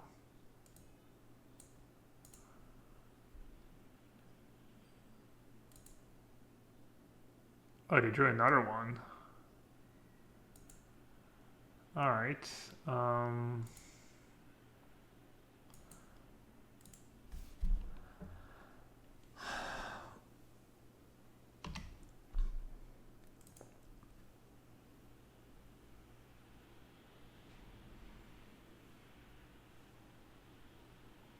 Maybe they already had it, and I'll let them on tap. Unlikely, but possible. Alright, do I want to block with Flicker Wisp? Or do I want to give them back their Lurrus? A lot of my removal just exiles Lurrus, not as scary.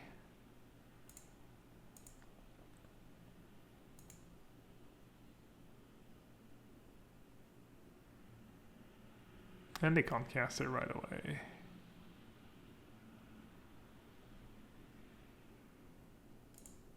Springleaf Drum.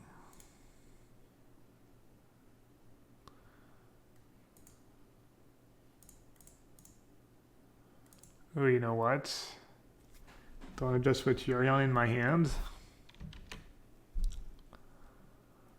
I think maybe I just want to put Yorion in my hand.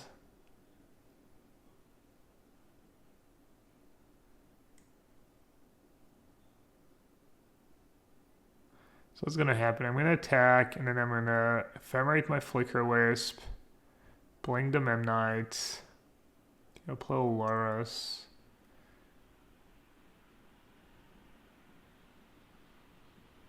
No, I think I want to draw, because putting your... I don't think I need to put Yorion in play next turn. I think it's better to draw, and then... Did I not put a counter on Aether Vial? Alright, I guess I kind of messed up. I went for kind of two separate plans. I should ephemerate in their upkeep. I don't think there's a good reason to wait. I don't think they have removal in their main deck.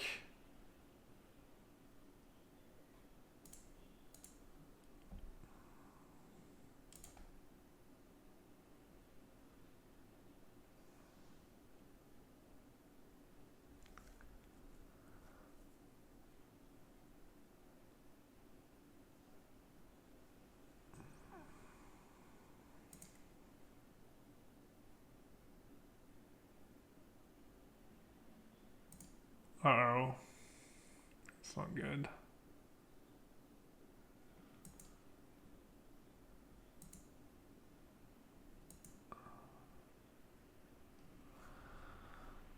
Is there a point in blinking anything? Not really.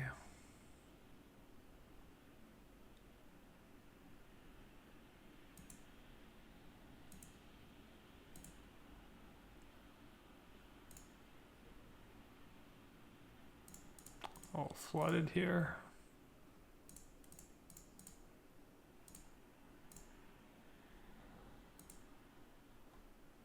So what are they gonna do? They're gonna give Lurrus Pro White an attack anyways.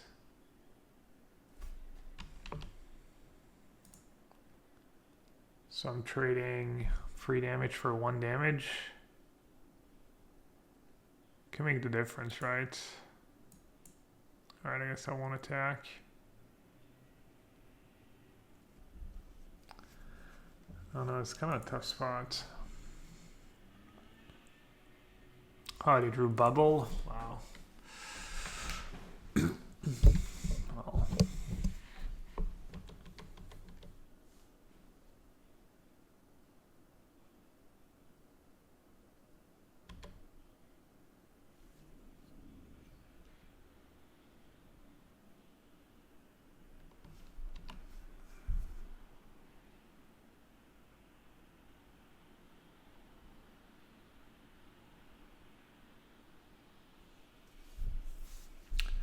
I think this matchup's probably pretty decent for my side.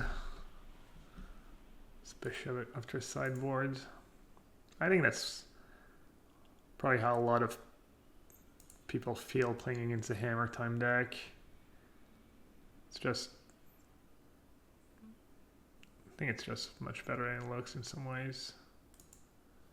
Wait, I still have the wall to block Memnon. I don't know why I didn't attack. That's not very good.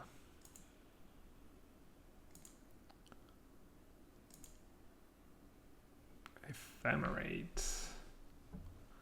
Can do lots of cool stuff. But not sure anything that actually matters. That's not true. I can... I think I'm supposed to play Yorion now and then save Ephemerate for when they try and give Pro White to their Lurrus, right? Comrade Song, we salute you.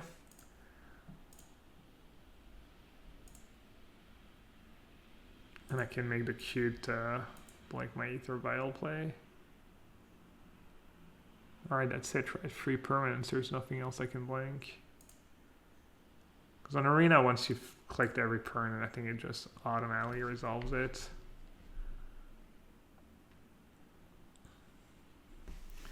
The question is, what do I blank with Flicker Wisp?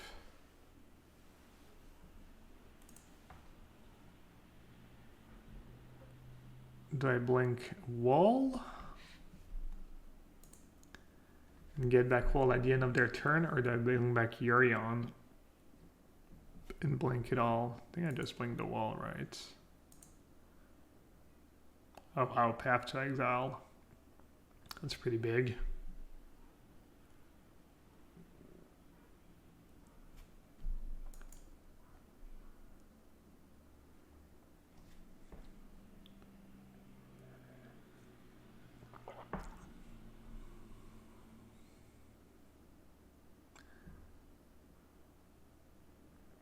Yeah, I'll let them cast a bubble, but this way I can maybe beat a top deck.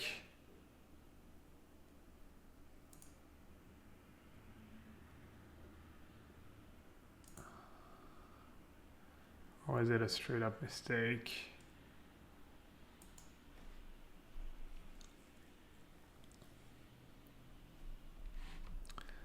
Double gift.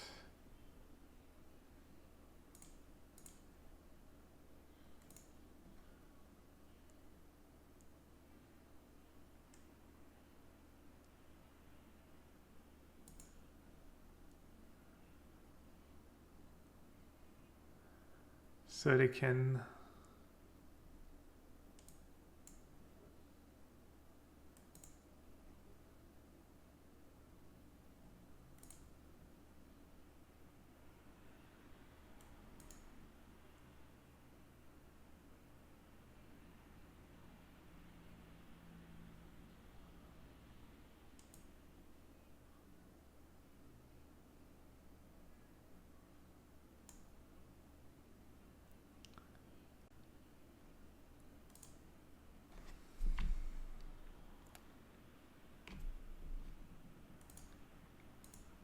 Alright. So I just have to let my Yorion die, right? If I tap out, I'm just dead. Because if I try to path, if I ephemerate my Yorion, they just put Shadow Sphere in play, right? And then it gains trample. So I actually just have to let my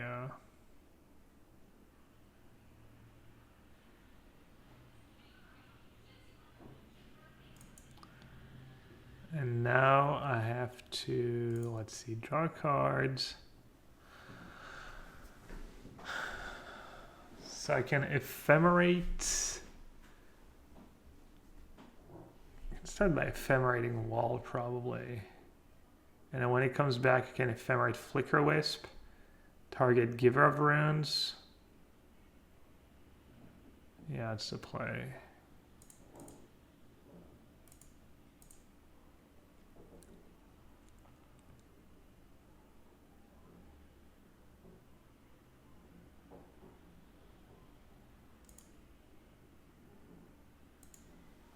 Awesome draw.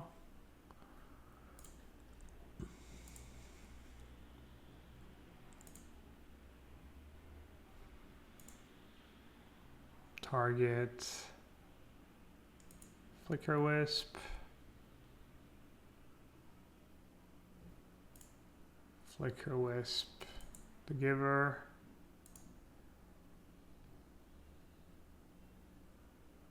They're probably gonna try and protect Lurrus. Pad the Lurrus. Yeah, I gave them the extra draw step, but I would have died if I had played Path on my turn, right? I would have just died to Memnite beatdowns.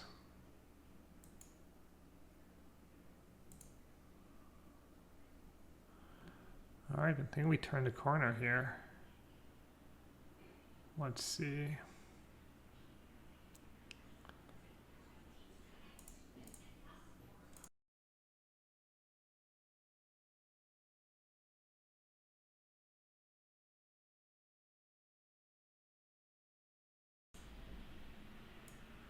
Alright, I think I want to start drawing cards, right? And then do that. And then just say go. Alright. Have we turned the corner? And they still have a 2-turn clock, kind of.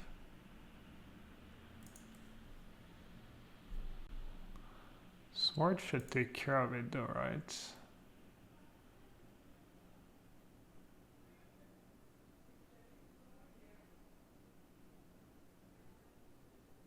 Still lose to the 2-2, the Paladin.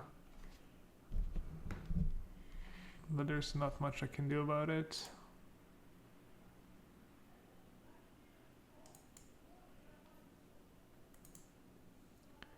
Wait, do they have another one? They have another hammer in hand? Looks like they have hammer number 4. Oh, never mind. Huh. Bob. Oh, they had Bob in their deck. And next turn I can just start equipping. 1, 2, 3, 4, 5, 6, 7, 8. Alright, let's see.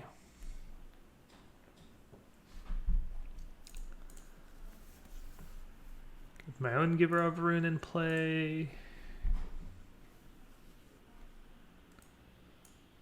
I don't think I need to ephemerate anything.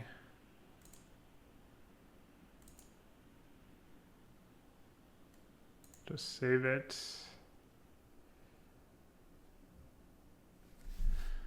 Does Batterskull change anything? Not really. If I tap Stoneforge, equip, I'll have 2 mana up. I don't really need 2 mana up though. So might as well keep the blocker, I think. So just play Sword. Equip Flicker Wisp.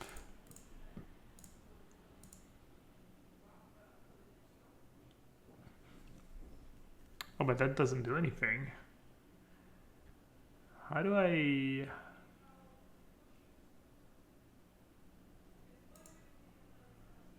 How do I get rid of Giver? Wait, where did I go wrong?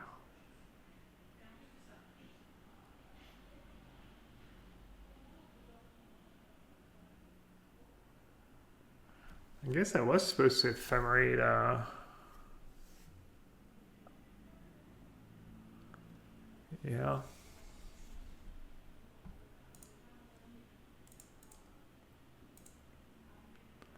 So I was supposed to ephemerate Giver of Runes? So I could at least kill something? 1, 2, 3, 4, 5, 6.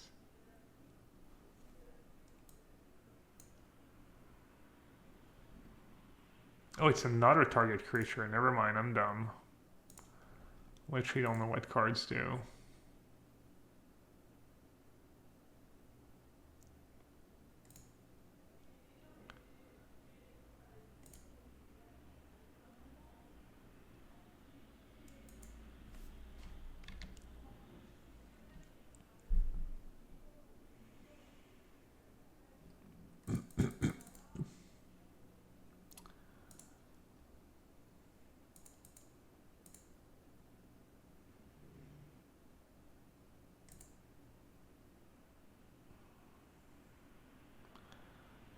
Damn. One turn away. Oh, they already only have one that gives trample, though. Alright, I think this is still fine, right?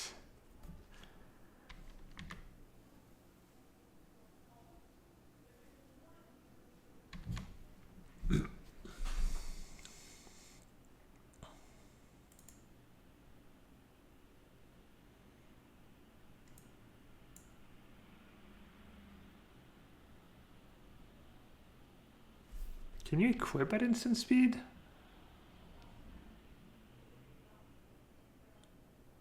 No. So... just... block...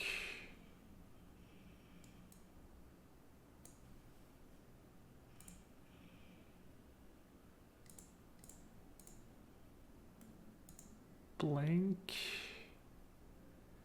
That seems taking forever. Blink the Memnite...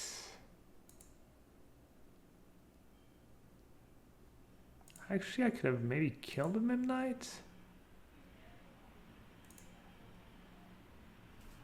Could have just blinked the hammer and blocked the Memnite.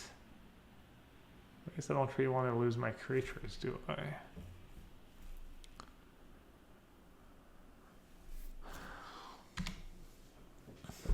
Alright, let's see.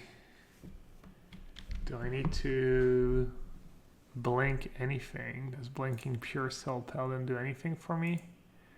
Not really. I'd probably just rather draw the cards.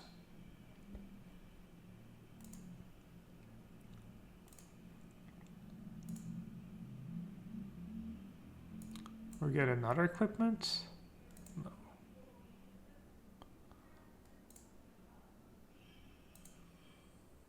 Spellbinder. I think a Skyclave Apparition right about now. Alright, what can we do now?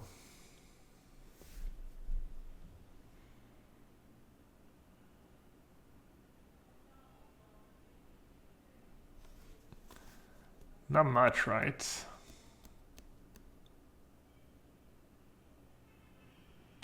Oh, you know what I could have done? I could have Flicker Whiz the hammer.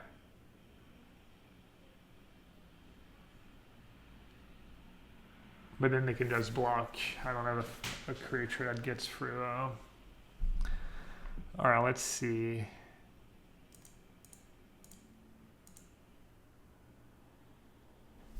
I think this is just the best I can do. There's that, and hope to draw another Ephemerate or another Skyclave.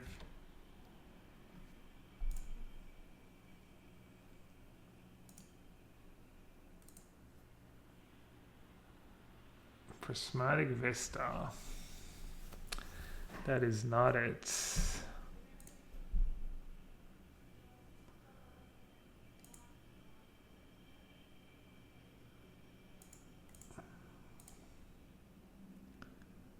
Alright, I think I'll lose.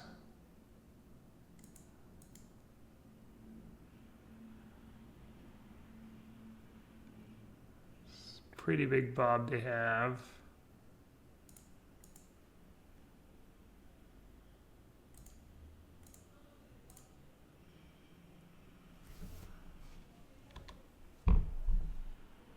Maybe if I had moved to put Batterskull into play on my turn, and then move the sword on it. Oh, but they can still move a hammer on the Dark Confidant.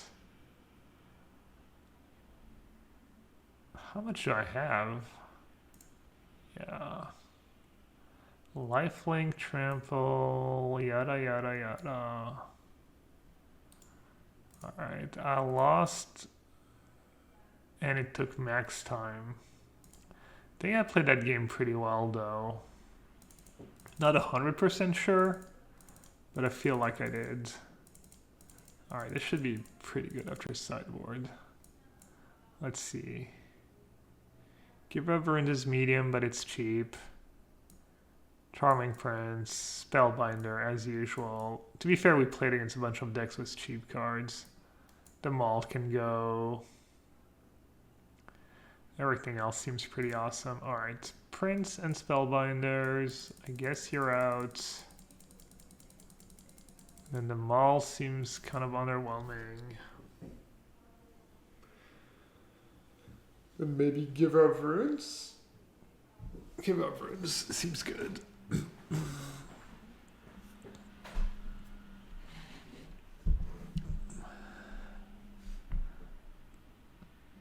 Kind of saddens me, but maybe Wall of Omens?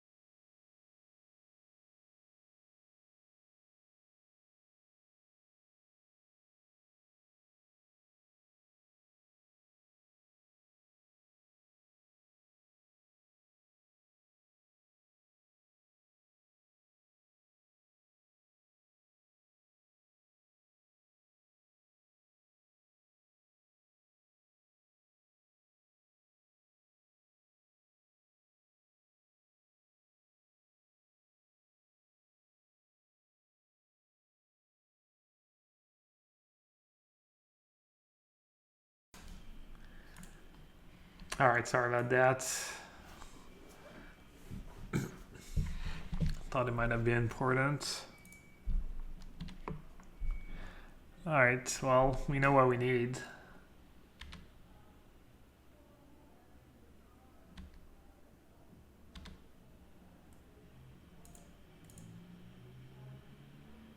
We could save it for the hammer.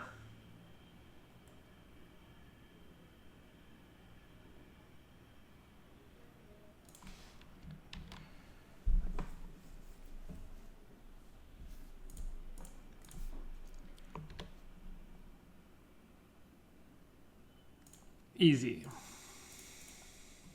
Always add it. Sigarda, Pithing Needle. I don't think they're supposed to keep that hand, but I could be wrong. Pithing Needle, don't care. I mean, none of these cards I really care about. I guess Needle's the slightly more annoying one.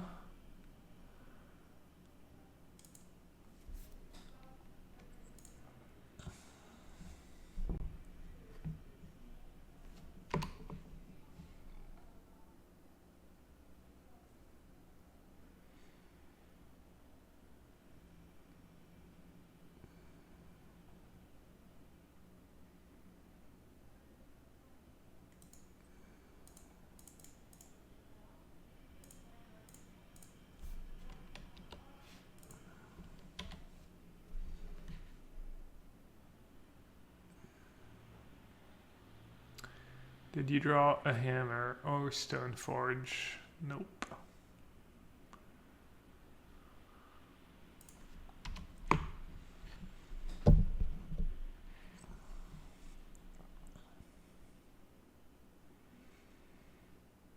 Alright, Luris coming up. And we know they have another 8 in hand. Oh, it's 1 or less. Alright, so I can just get rid of both creatures. This way I don't care about hammer top deck. Alright, well that game was fast at least. Well, looks like it should be fast anyways. That bubble draw was probably the best card they could have drawn.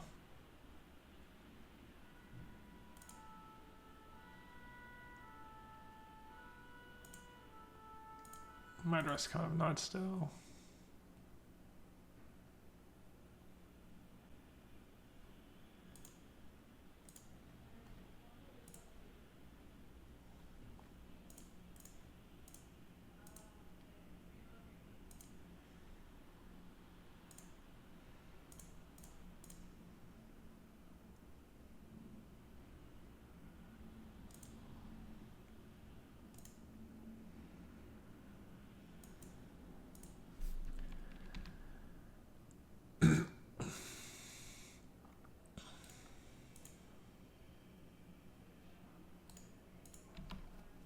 I wonder if they could win this game if they stack their deck. If they get to choose which cards to draw.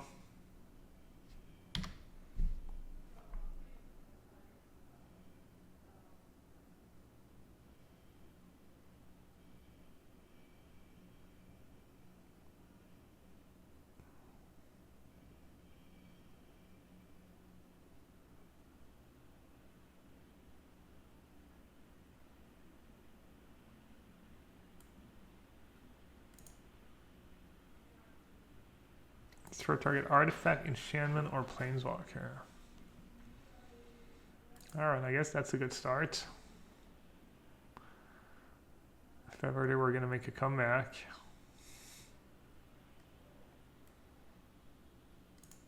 It's actually pretty good.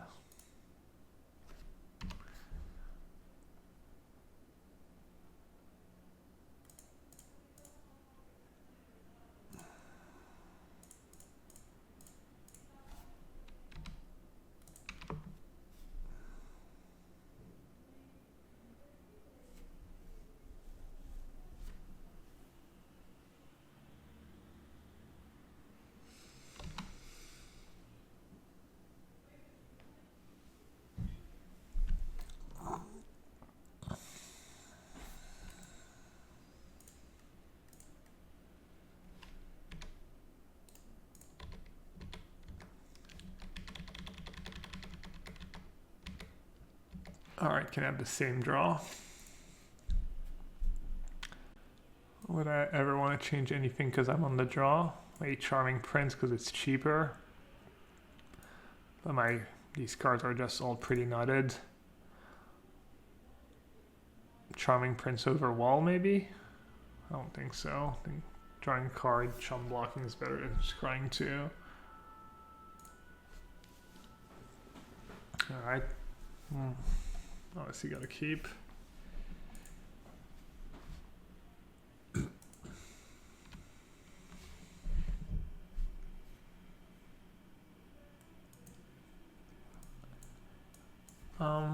What am I supposed to do here? Probably just give her.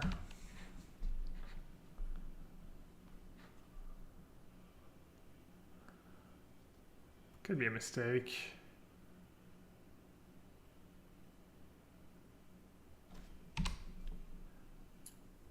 Because now I might have to decide between Sculler and Path and expose myself to some nasty stuff.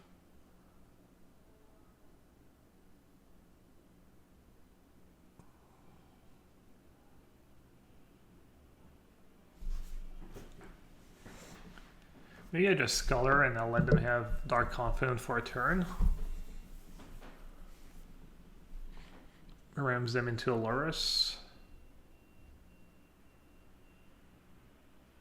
Huh.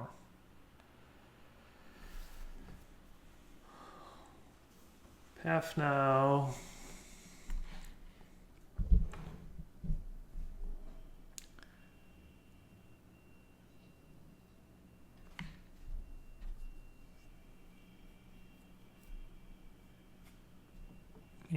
I'm getting rid of it, except I'm giving an extra draw step.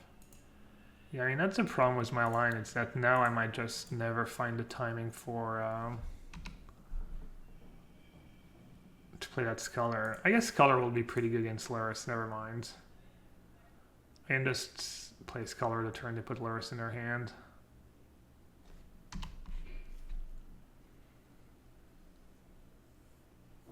I'll pop out Yorion now so I don't forget about it.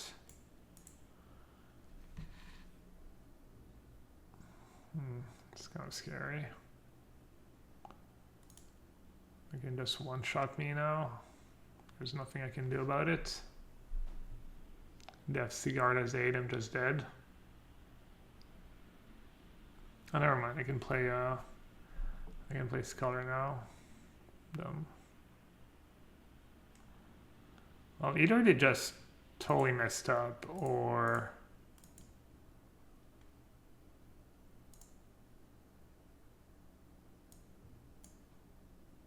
didn't they just like throw the game away? I guess they have Fracture in hand. So next turn they can go play Paladin, activate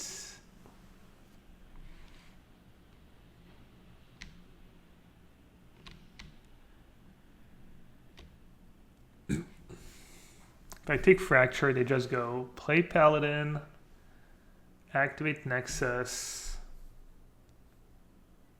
tap Springleaf Drum for mana, play the Hammer, tap 3 artifacts, equip Nexus, kill me. So no matter what I do, I have to take either Paladin or Hammer. They have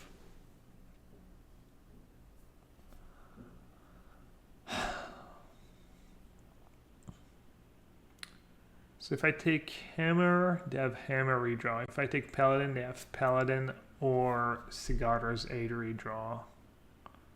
So I should take the Hammer for now. Oh, I have Giver of Runes to protect my my Sculler.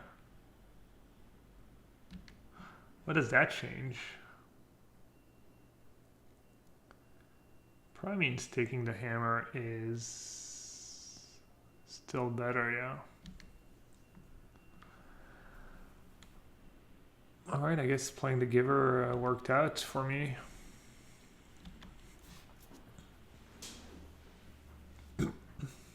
That was a draw.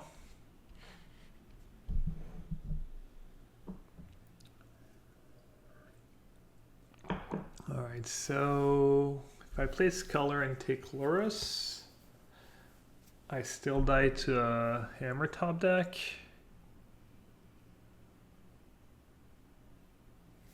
If I don't play Skyclave now, I can sell play it later. Giver doesn't protect itself. Lurrus, Paladin, and Fracture in hand.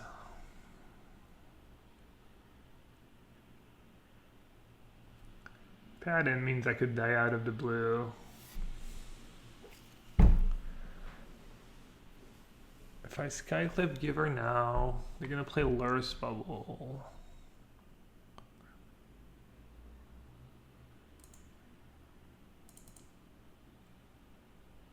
Alright, I think I just have to play Skyclave now. I mean, technically I could take Drum, but I think that would be playing pretty scared. They're also down to 13, I guess. Hopefully I draw land next turn, and I can play both cards, and then I should be pretty safe.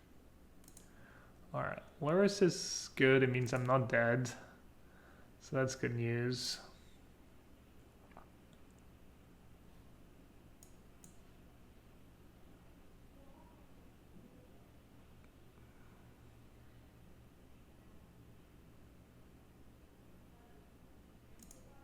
That's good news too. Card's a break.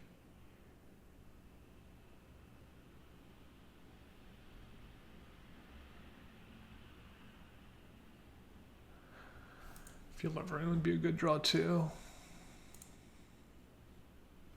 I That's good for me that I didn't play. I think they should play their paladin. Huh. Wow. So now I can just feel over in that. Now I'm not in risk of immediate death anymore, which is nice. I can Skyclave Lurrus so they don't draw more cards.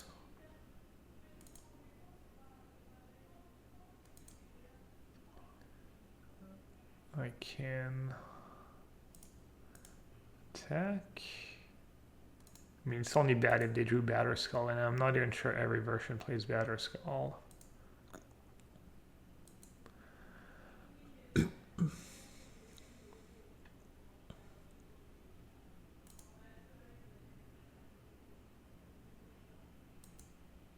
Well, I guess we're about to find out.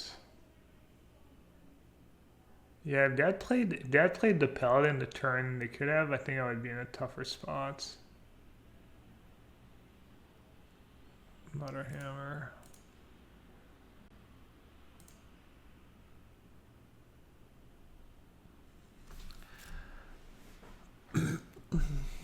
Alright. Things just Sculler. Take their. Not sure actually. Probably take the hammer. And can I attack? I don't want to have to. No, I can attack with the Skyclave. But then they're just trading it for one of their Stoneforge. That's not very good. Put Yorion in my hand. How good is putting Yorion in my hand? I think playing Stoneforge Mystic's just better. There's a problem with Stoneforge is that it they just have Fracture for swords, so I guess I should get Batterskull.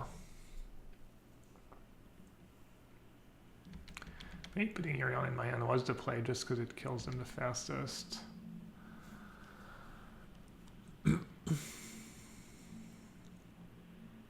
Uh-oh. Wow, they just ripped the like... Wow, unbelievable. And I'm gonna lose because I didn't put Yorion in my hands. Yeah. I guess this one's on me. Well, that's kind of sad. Bit unlucky, obviously. But, yeah, having Yorion in my hand would have just... Oh, it loses flying.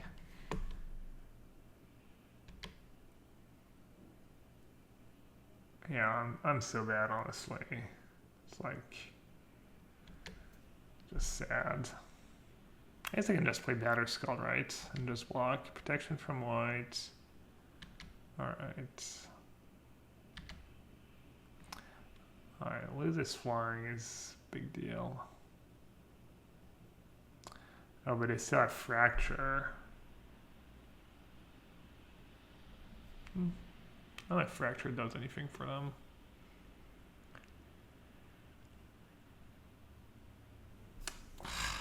Such an idiot.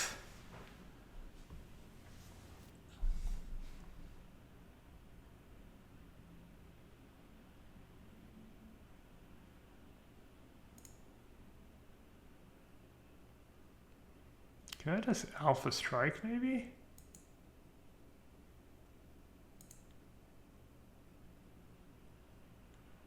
What are they at? 7 and have 3 blockers?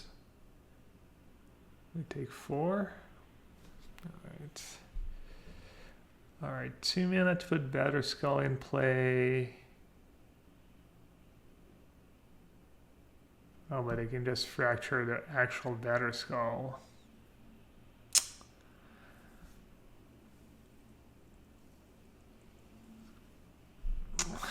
Man. I just threw the game away. Let's see. They equip, they give their Stoneforge Pro White. I put Batterskull in play. They fracture the Batterskull. I lose, right? Alright, so I need to just sack and hope I get lucky. That does not appear to be luck.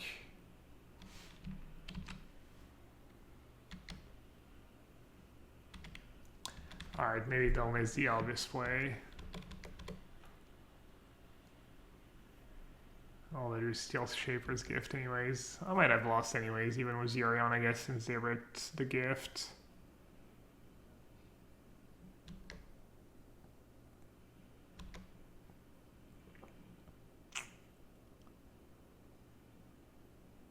That kind of sucks. That was a close match.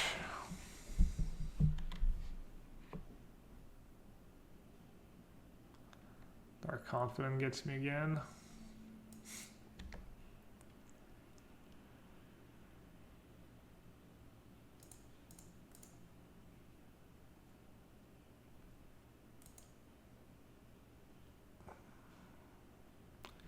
Yeah, if I have Euron in my hand. They might play differently if I have Euron in my hand, though, to be honest. They might just,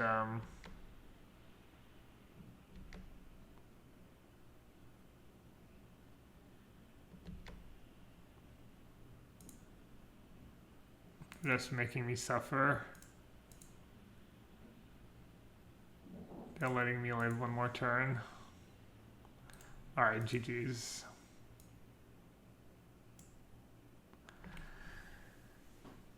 Even if I somehow live, I just, you know. Because if I put Huron in my hand, they might just stay untapped. They might not, like, go for the kill right away. They might keep Gear of Runes up. And not play the hammer. And then I can blink. I can blink my 2 Skyclave. And then go for their Giver, and that's it. Yeah, I think I actually still lose, but man. That was really good too. I guess it was like, I don't know about really good. I guess all my cards are really good against them after sideboards. It's like all really good cards. Didn't draw Kaya this time. Didn't draw Kaya. Their hand was pretty solid too. Classic hammer times.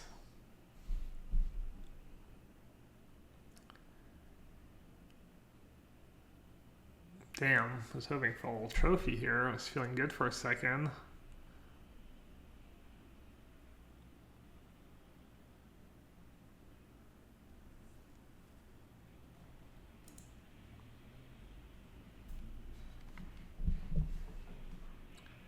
All right, let's try and finish on a high note.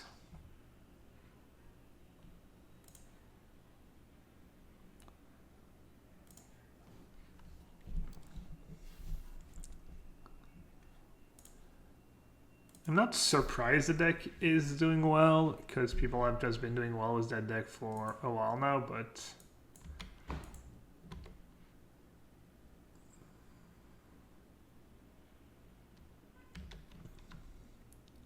oh wow, cool. Oh, what's not cool is that matchup. It's probably not very good for me. Tron. I do have Field of Runes. That's about it though. Hopefully I still draw Zetron and I probably have better shots.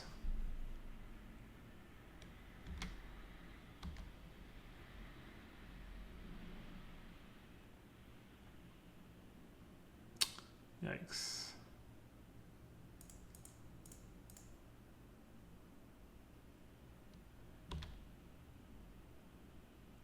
Mulligan into Oblivion.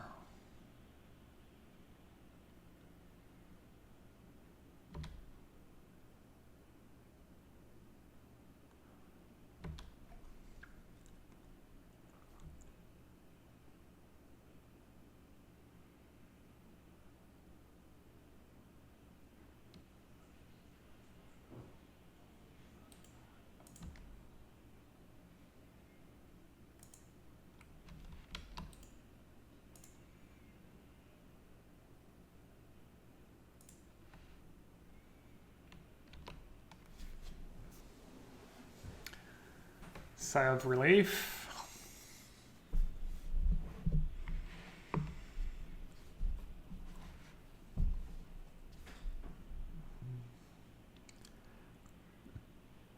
Just died to their beatdowns though. Huh. Very nice.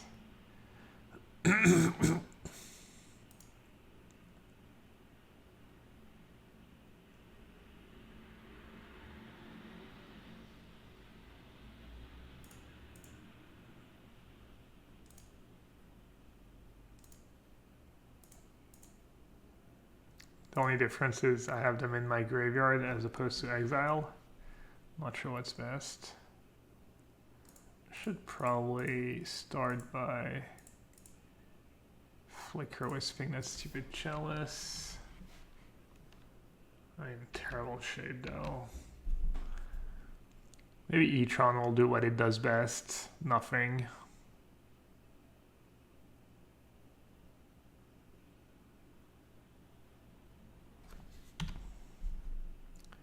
That is kind of nothing.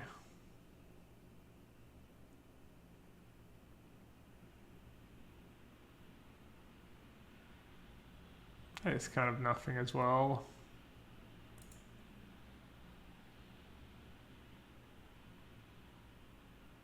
These Silent Clearance are gonna get me though. I need some painless mana. I need a lot.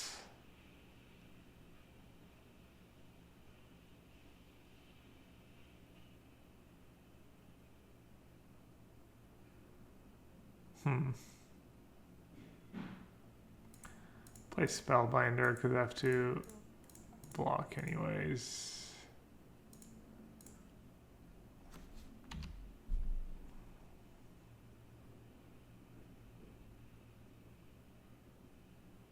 Yikes.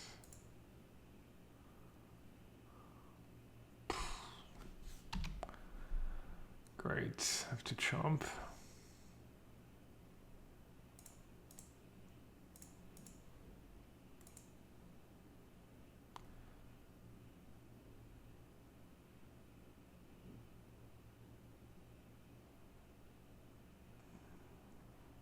Hey.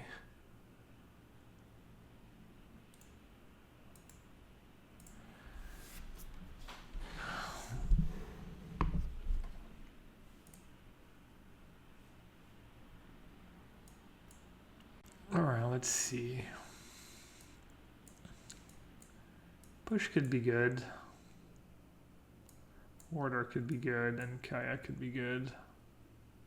What's bad against them? Nothing. Nothing is bad against them.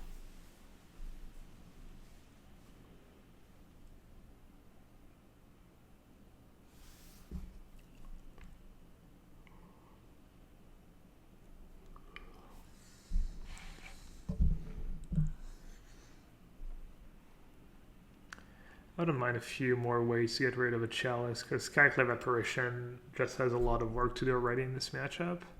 I think Spellbinder should actually be pretty good against them. Do they have Walking Ballista in their deck? And they can pay for the mana. But I think that card should be good against them. Stonefort seems decent. Well, Bowman's always good. I mean, it's Charming Prince, but are these cards really better than Charming Prince? Not clear, right? I'm not gonna do Fatal Push because it's too situational. I wouldn't hate like one Kaya maybe. Then Relic Warder is... feels a tiny bit gimmicky, like wow, Warder your map, you know.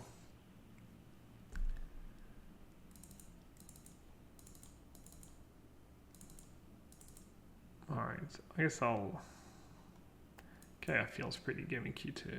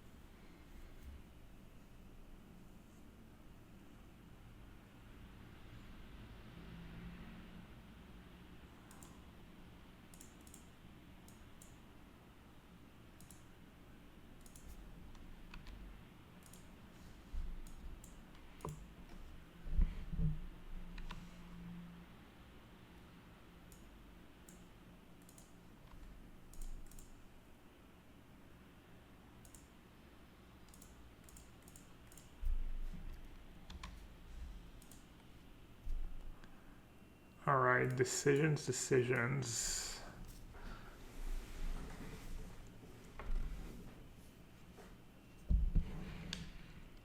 Is Batterskull gonna be good enough? Could be. It's better against Karn too.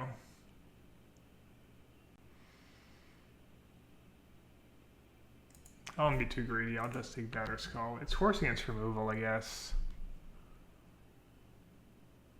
They don't have a ton of removal in their deck though. Okay. Insta-punished.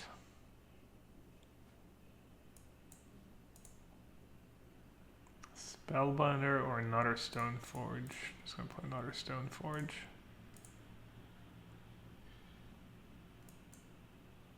Should I just get Maul just because of Karn again? Just kill them rather than do whatever Sword does.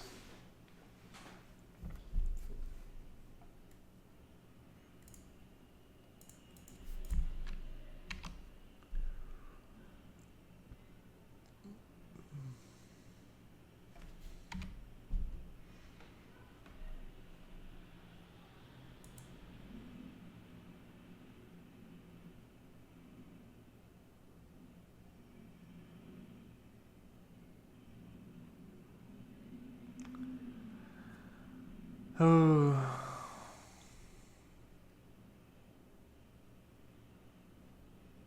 So we can have 5 mana next turn. It's not too scary yet. Alright, I'll just say go, I guess. A win would have been probably an easy win.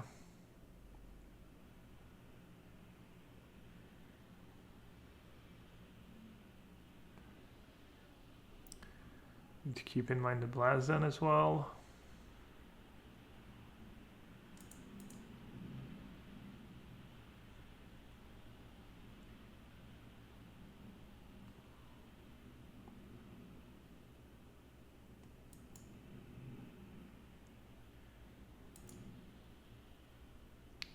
Thanks.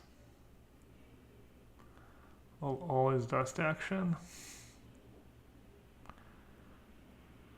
Tectonic Edge. It's kind of awkward. I mean, at 4 lands. What are you worried about?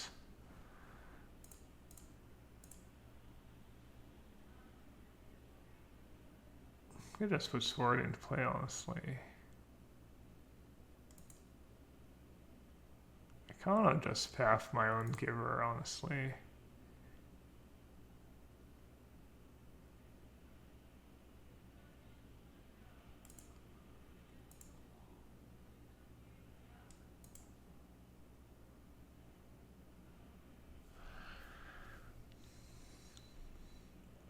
That is Spew.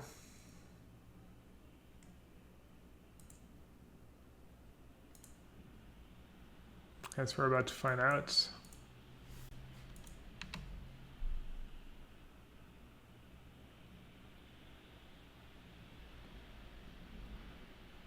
None of my lines are super great against all this dust, right? Please getting a bunch of equipments in play. Sounds reasonable. Drawing some cards, maybe drawing some more lands.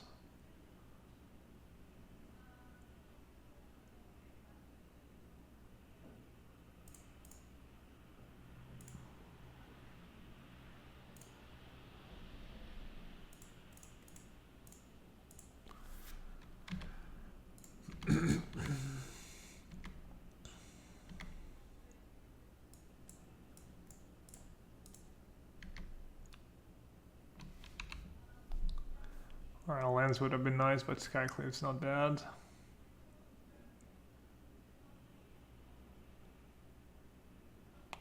Ugin.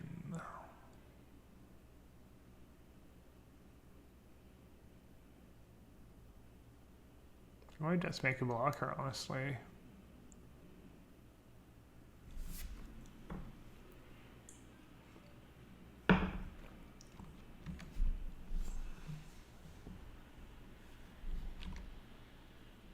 I'd have Matter Reshaper to block.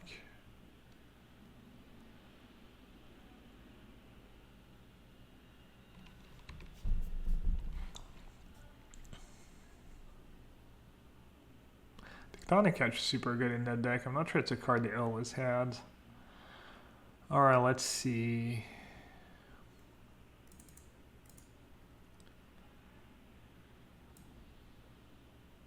It's pretty straightforward, I think. Skyclave, Matter Shaper. Actually, I'm just awful. Oops. Should have Skyclave, Chalice, Ephemerate my Skyclave to get a 0/0. Damn, they have Dismember. Oh, it's brutal.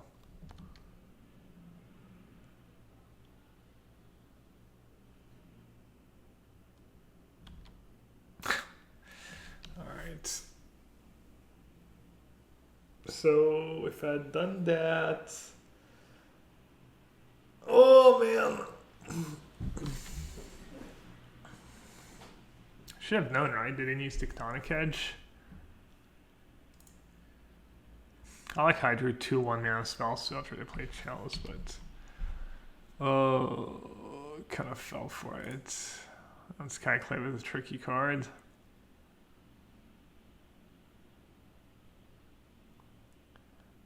Alright, let's see. They have Ugin, they have a bunch of blockers.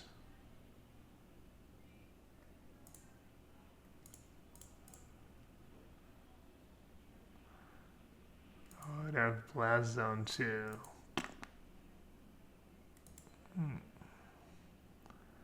Not sure how I get out of this one.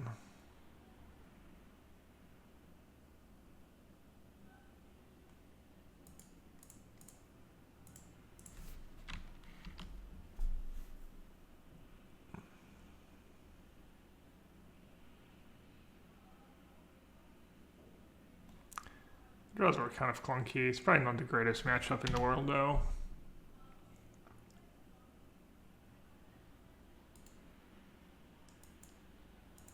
Alright. Good games. Alright. Rough end. Rough end to the league, but... Deck was just consistent. It felt good. It felt like I was doing powerful things. Fairly consistent.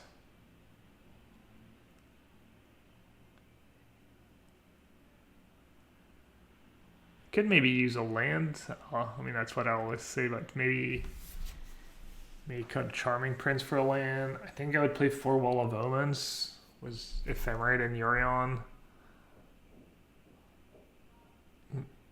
Kind of surprised they play 4 Prince and only 3 Walls, for instance. Seems a bit weird to me. But besides that, yeah, the deck felt good.